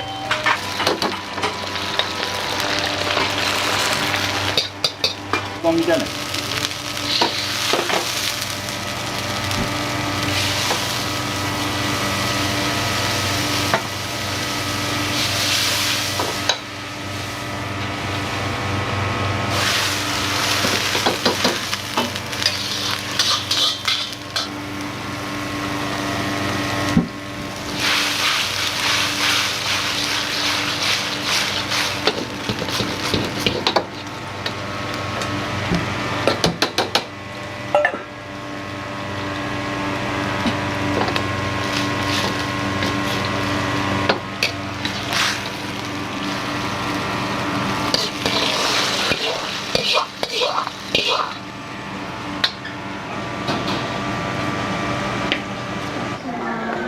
韓国ご飯です。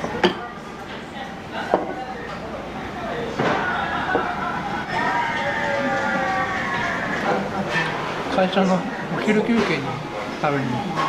お味どうですか？いいよ。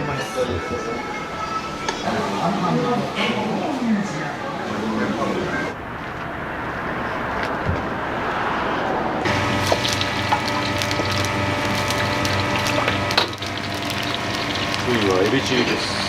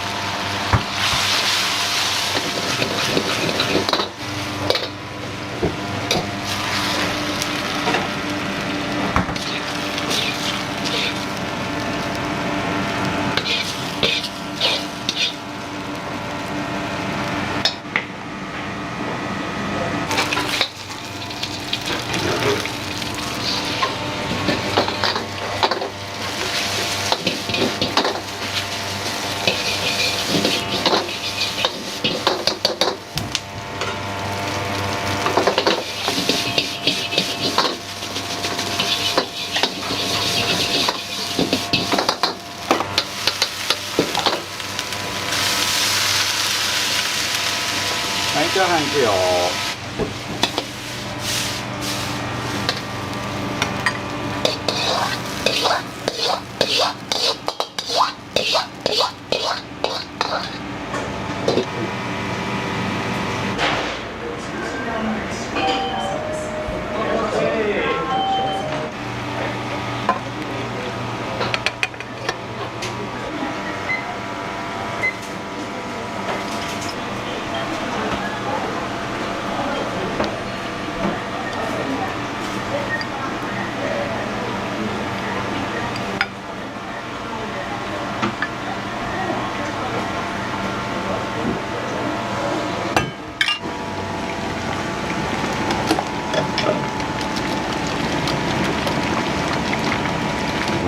せい。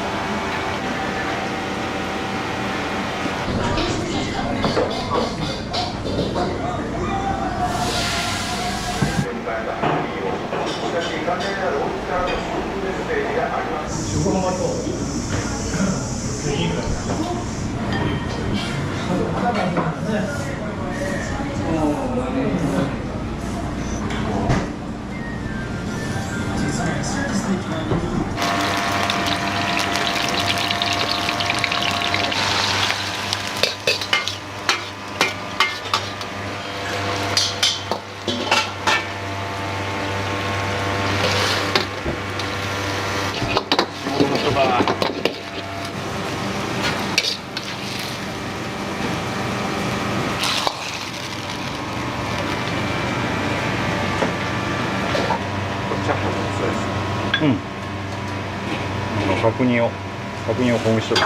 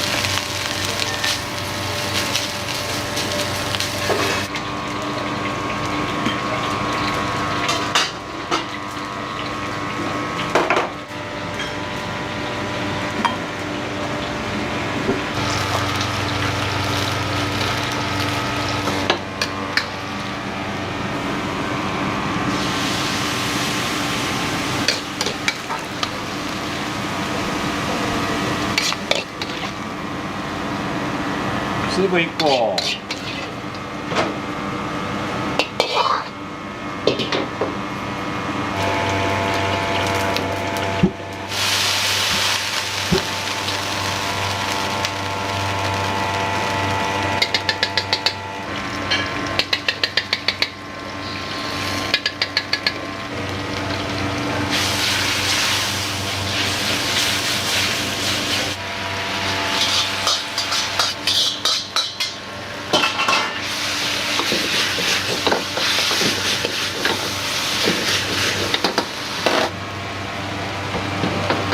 ホイコーロー。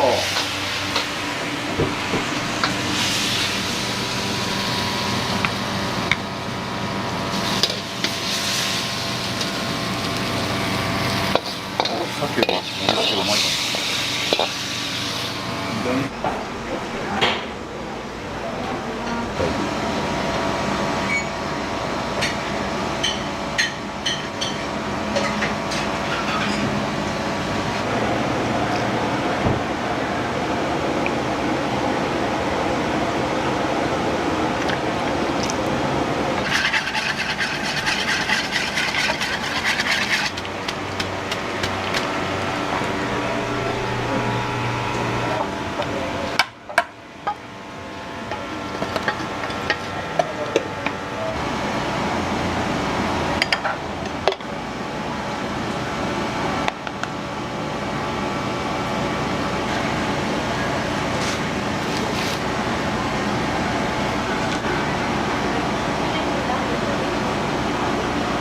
お待たせしました。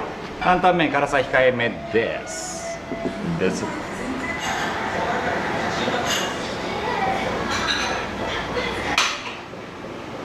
加で今度は受け、各企業が続々と支援企業の取り上げを表明する中。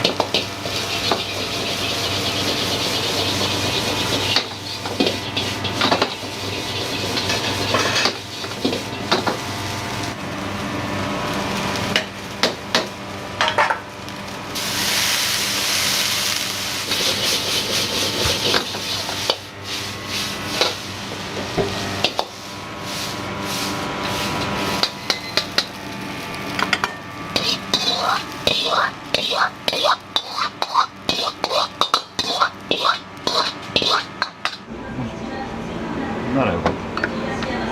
はい、お待たせしました。チャーハンです。はい。はい、こちらスープです。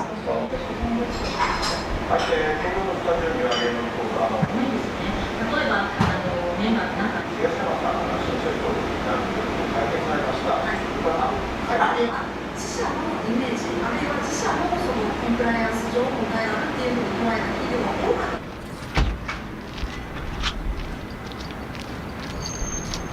待ってきてますな。結構ガチってきそう。いや、なんかジョークあるやん。夜の分朝仕込みしてなかったやろ。いつもこんな感じです。営業しながら仕込むと。これ作るのはもうすげえ時間かかるんやけど、煮込んでだんだん冷まして13時間ぐらいかかるんですよ。8739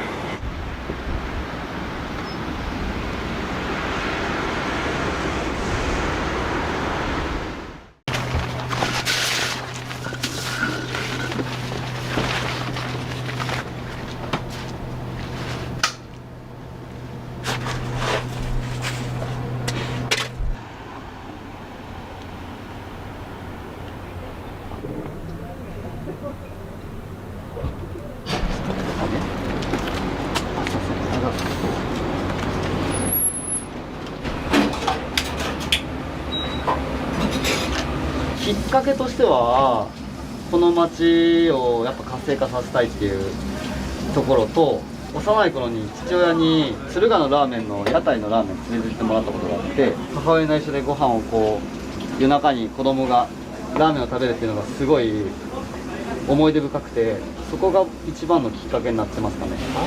うちのチャーシューのこだわりやっぱあっさり食べれるの中で、肉はチャーシューを食べとるっていう感じのちょっと強めの味付けになってます。昔ながらの懐かしい感じのラーメンを作ってます。まなちゃんピッチャー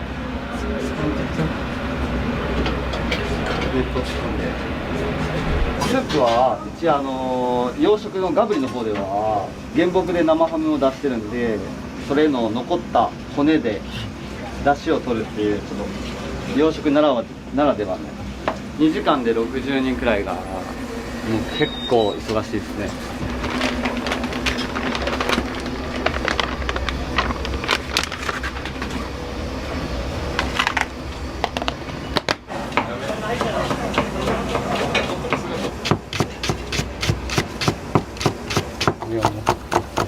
ですって言っとったから、うちもやよって言ったら、一緒やねってなって、もっと前入れやすかったんやけどね。麺はうちは今の最新の技術で作られてる瞬間冷凍のやつを使ってますね。提供まで湯がいて40秒で上がるんで、やっぱそれが一番の強みかと思います。僕らみたいなところは回転数がなんぼなんで、でかいやつだ。そうです。これの冷たいやつがサラダ。こうやって。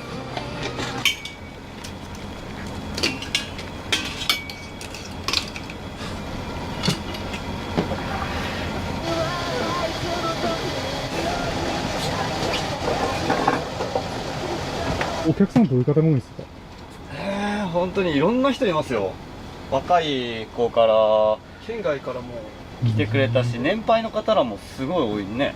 あとこの辺の飲み屋さん街から流れで来る人の子も多いんで。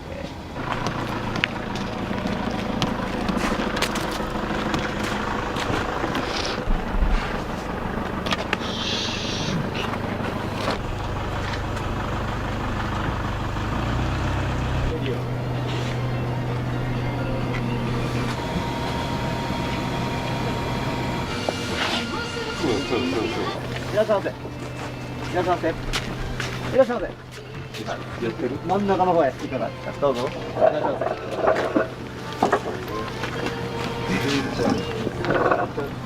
いらっしゃいませ。いらっしゃいませ。言ってたら、おきやだったら。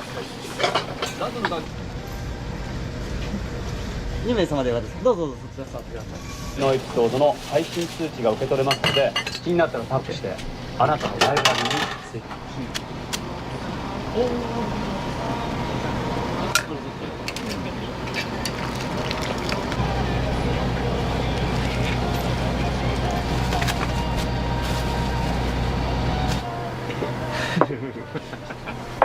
今出しますね。いただきます。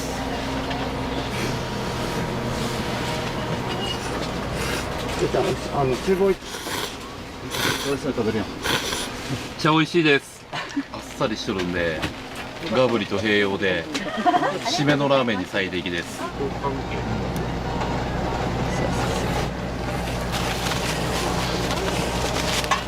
い、どうぞ。しますね。お熱いのでお気をつけください。しました。はい。ちなみに屋台ラーメン初めてです。そしたらこちらのニンニクかこの調味料があるんですけど、うちのおすすめはニンニクを10円玉サイズで入れていただくと、ぜひ一回食べてみてから試してみてください。はい。し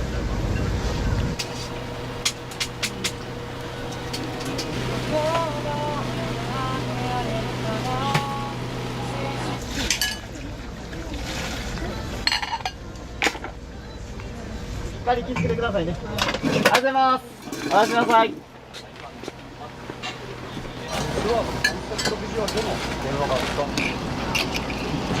ありがとうございます。固めの。はい。ありがとうございます。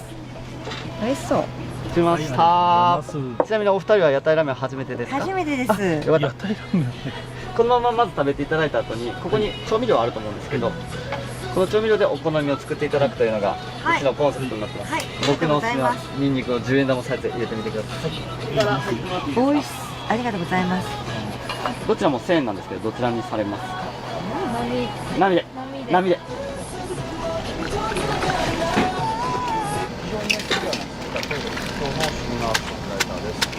ライブハウスでは見たタイミングで電話をかけるだけで 20% 引き加わると充電してしまうタイプなんですがお待たせしました。まずそのまま食べていただいた後に、うちはニンニクを10円玉サイズで入れるとめちゃくちゃ味が化けるんで、よかったら試してみてください。ありがとうございます。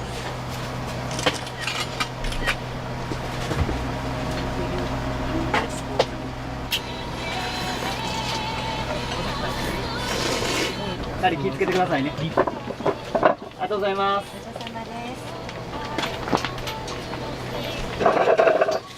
地域の人とみんなと仲良くやって地域も盛り上げていけたらいいかなと思うんで。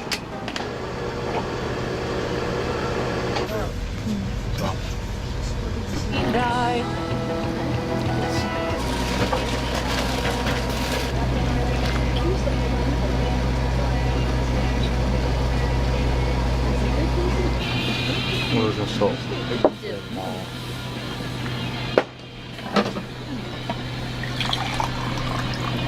どうぞ。はい。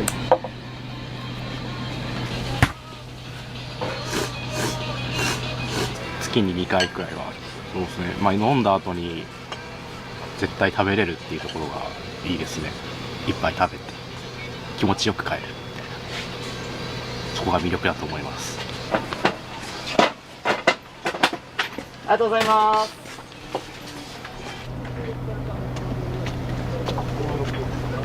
そうや。じゃあ波で作りますよ。お願いします。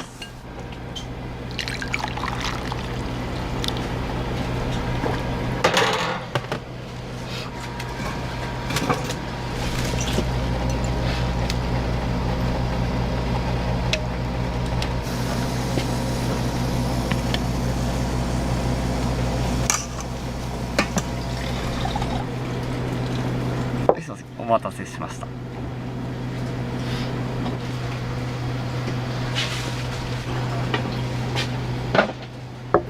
いらっしゃいませ。こんばんは。お願いします。いらっしゃいませ。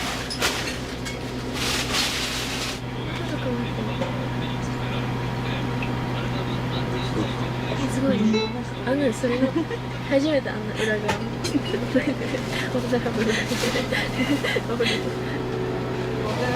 もっと入れて。マジ？最高や。可愛いかも。2人とも今日歩いて。ああ、お酒飲んだ後にラーメンを食べたくってでこういう味にしました。ご飯食べた後でもめっちゃ美味しい食べれるんです。ありがとうございます。おやすみ。ああ、真ん中からよ。ごめん。ありがとう。おやすみ。ありがとうございます。屋台全部手作りで、この骨組み単管で組んだのも全部手作りで作りました。地域のお店さんにお願いしてみんなで作ってますね。はい。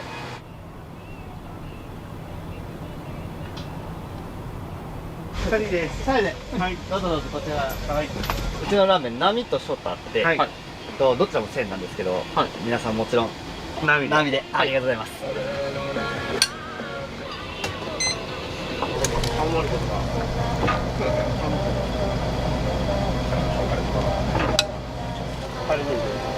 普通に一人で来るようになった。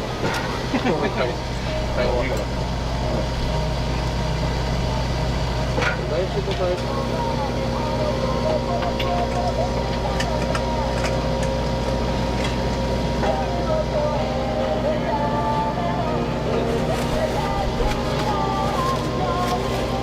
はい、お待たせしました。こちらをいただきますよ。はい。あ、すみません、ありがとうございます。はい、すみません。どうぞお召し上がりください。ありがとうございます。はい、いただきます。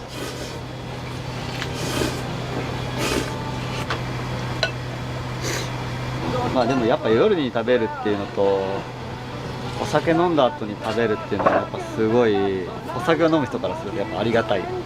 自分の最後の終着点がそこにあるっていうのがやっぱ作りたかったんです。またラーメン食おうってなるでしょ。ラーメン食ったらまたガブに戻ろうってなるんだよ。やってる？やってます。温めてきました。ニンニク入れたらうまい。すげえうまい。美味しいっすよ。でニンニクと胡椒入れたら、でも男として相手にないない。それも受け入れよって聞きました。イカブリってまだ飲める。なんでお前らこうやって動画使えんようなことばっかり言える。想像勝手についたもんね。初めて来ました。はい。あっさりして飲みの締めにはちょうどいいラーメンだなと。いやもうスープが最高です。本当に美味しいです。ありがとうございます。はい。ありがとうございます。はい、ありがとうございます。おやすみなさい。あー寒い。はい、おやすみなさい。ありがとうございます。やってもらって大丈夫ですよ。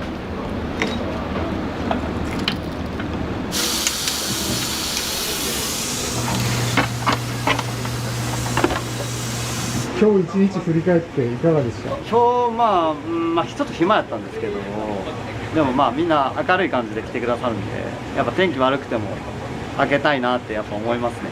これからも頑張りたいと思います。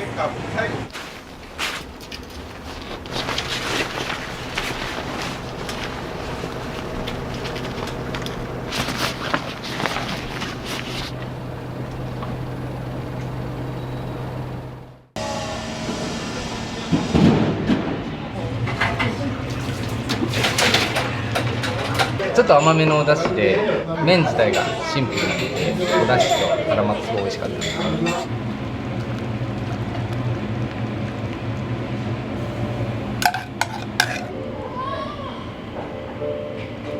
美味しいです。おすすめです。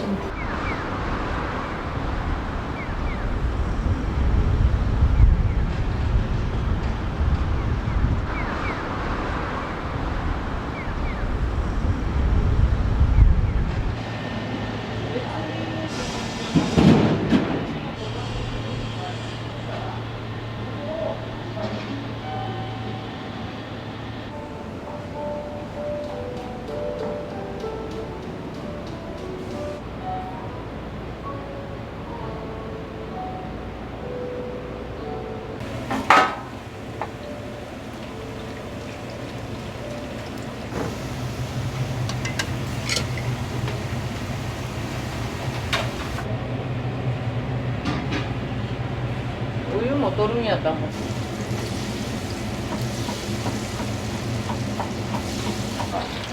高級菜とかやったらもう400人とか500人近く。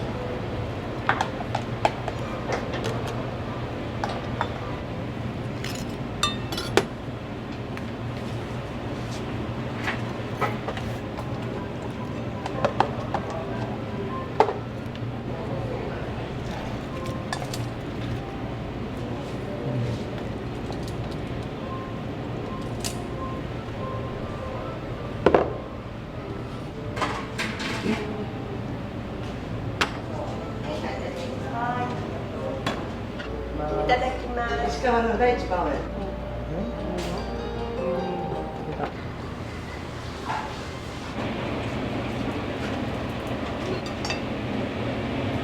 肉うどんです。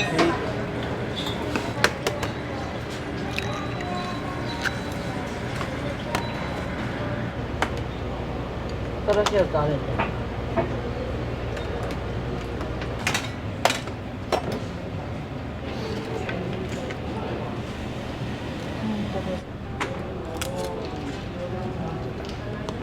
です。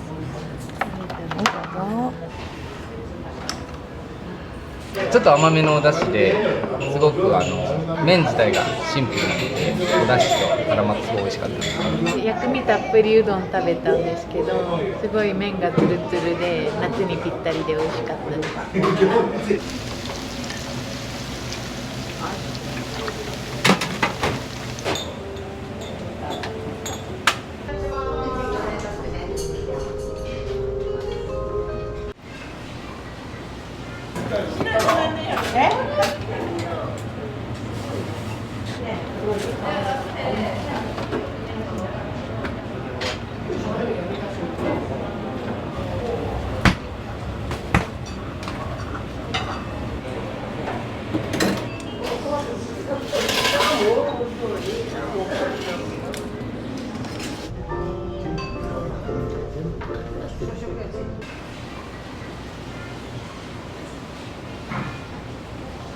だしの味が最高です、お蕎麦もありますし、うどんもありますし、美味しいです、おすすめです。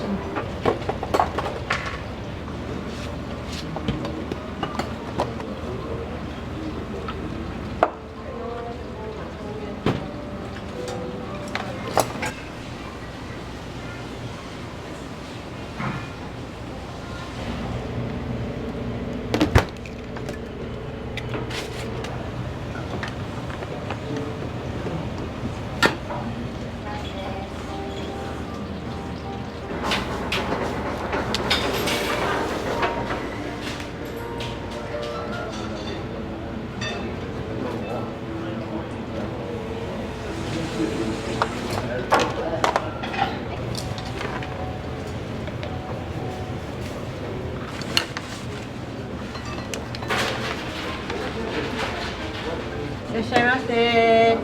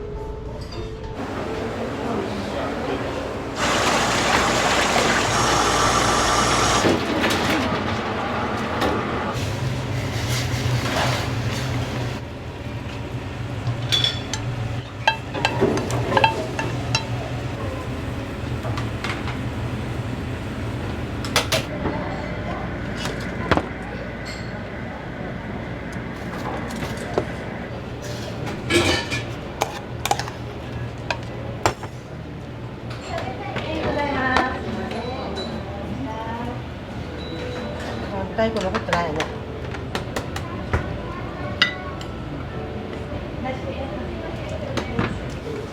こんにちは。久しぶりで。久しぶり。これ。あれうどんセット。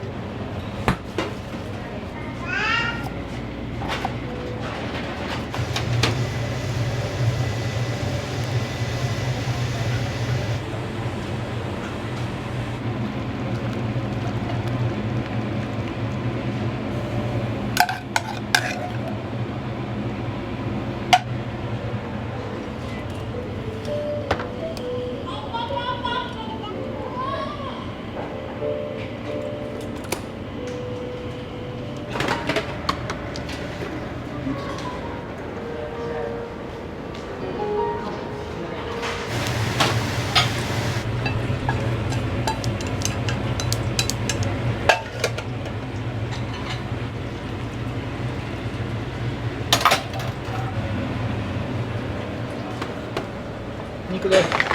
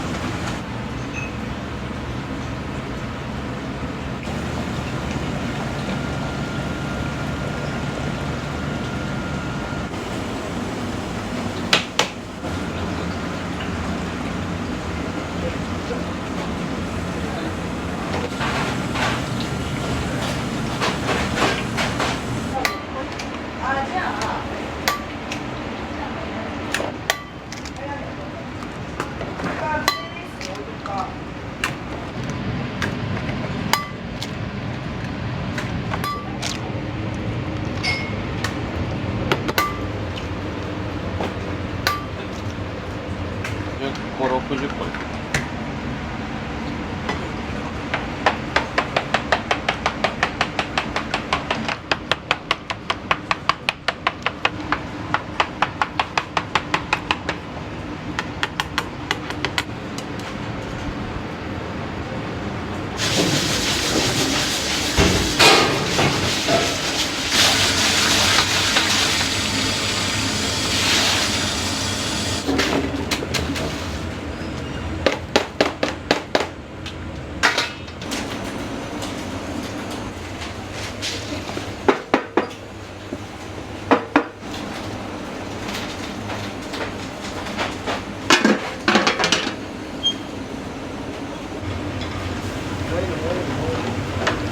くるみだれっていうそばのつけだれがあるんですよ。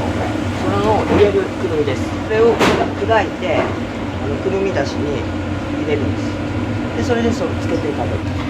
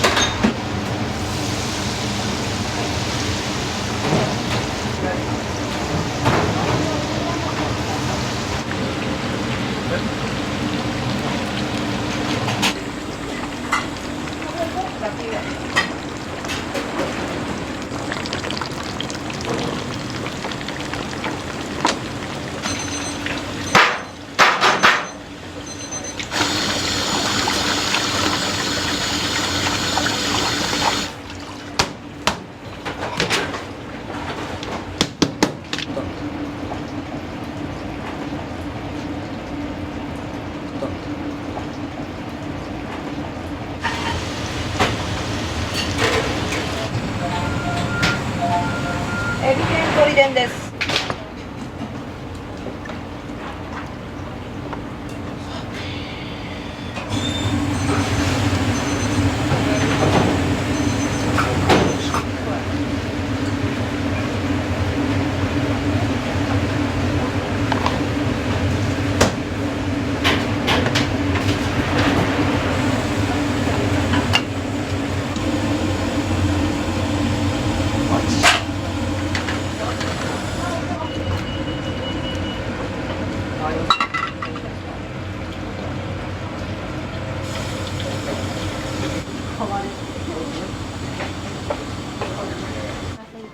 カツ丼とおそばの大根になります。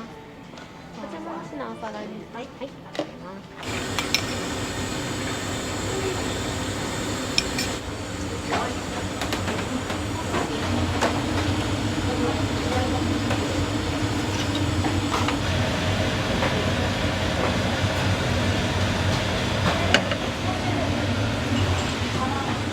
お願いします。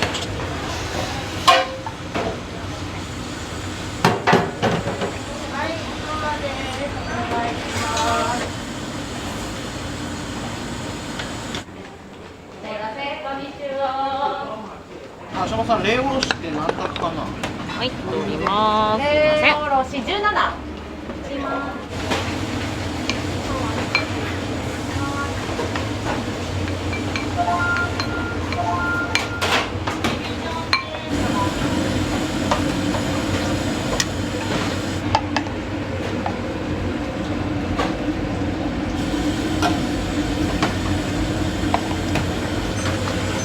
500出ます。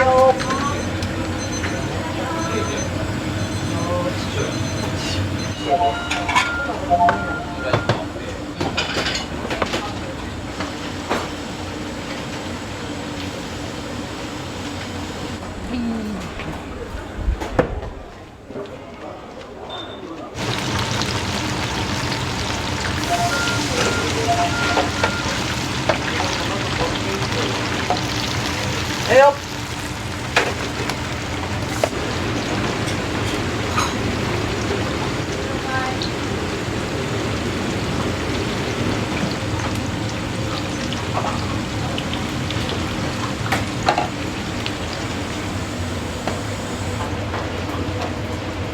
41択のエビ天出ます。かしこまりました。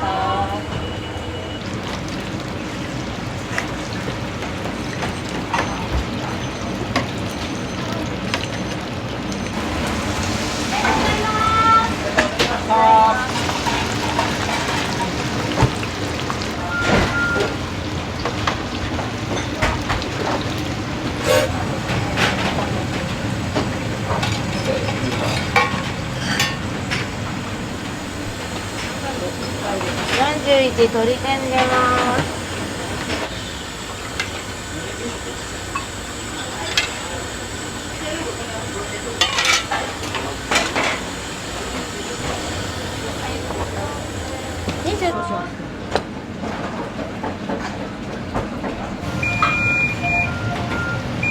親子4人。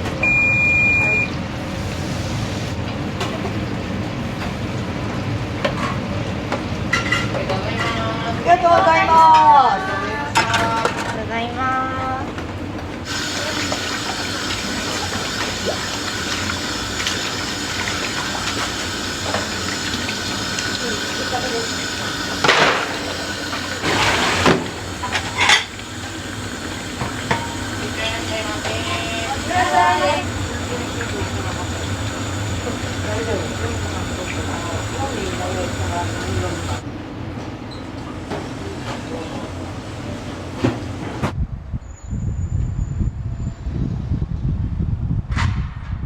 そっち来てるよ。あ、そうなんですね。美味しいわ。カレー丼とそば茶も美味しいわ。そばと天ぷらのセットか、もうちょっとたくさん食べたい人はそばとなんかカツ丼とかそういう丼物とかそういう食べる人も多い。余計食べるから2種類食べんとお腹膨れないから、そんな感じでやってます。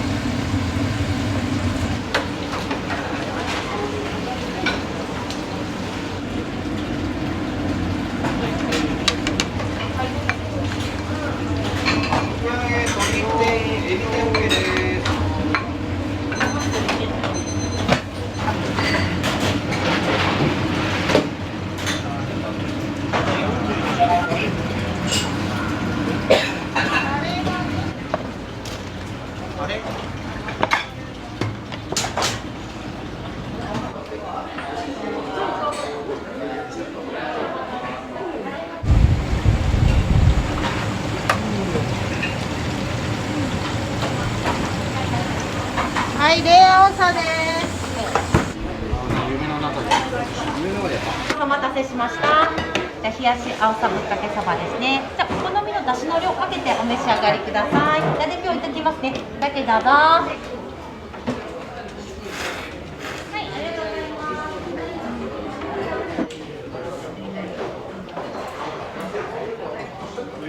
す。カツ上がりました。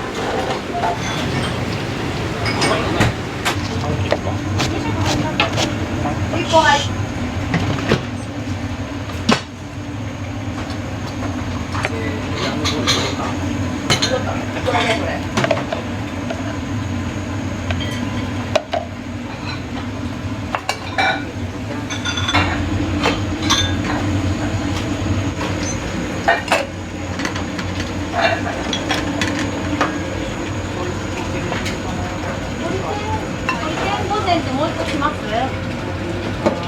何個か。カツ丼いきます。カツ丼とそばのセットお持ちしました。後ろから朝です。はい、どうぞお待たせしました。ありがとうございます。140円お願いいたします。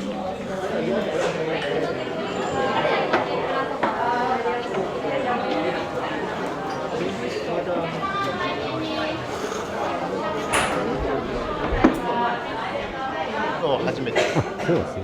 前から来ようと思ってて、子供ちっちゃいもんで、今日ちょっと2人だけやったんで。そうです。美味しいです。美味しいですか。また来たい。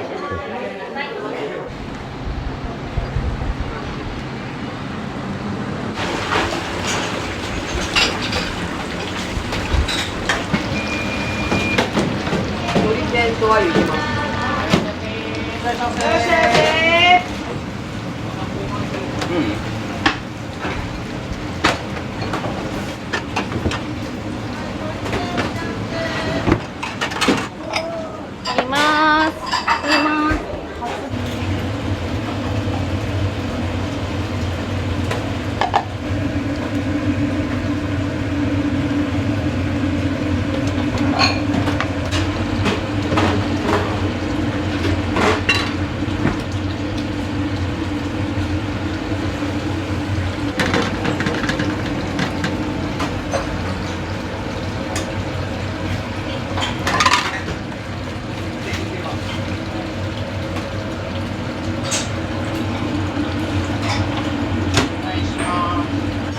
いらっしゃいませ。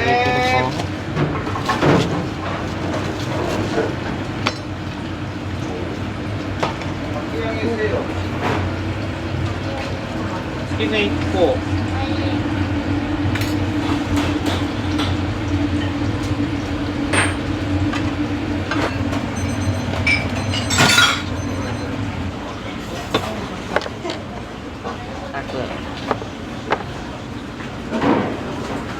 タクいきます。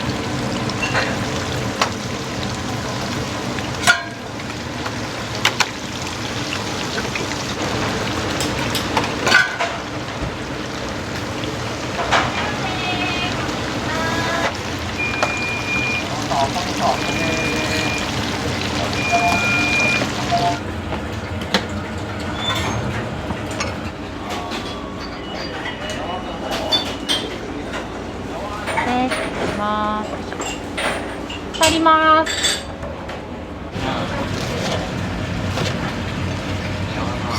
はい、オッケー。松の実です。じゃあ2択いきまーす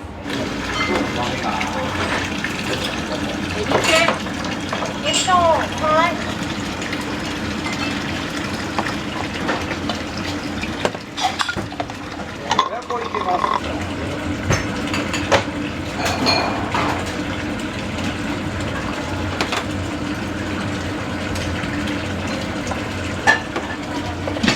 これカレー丼ね、大カレー丼だよおそば大46。は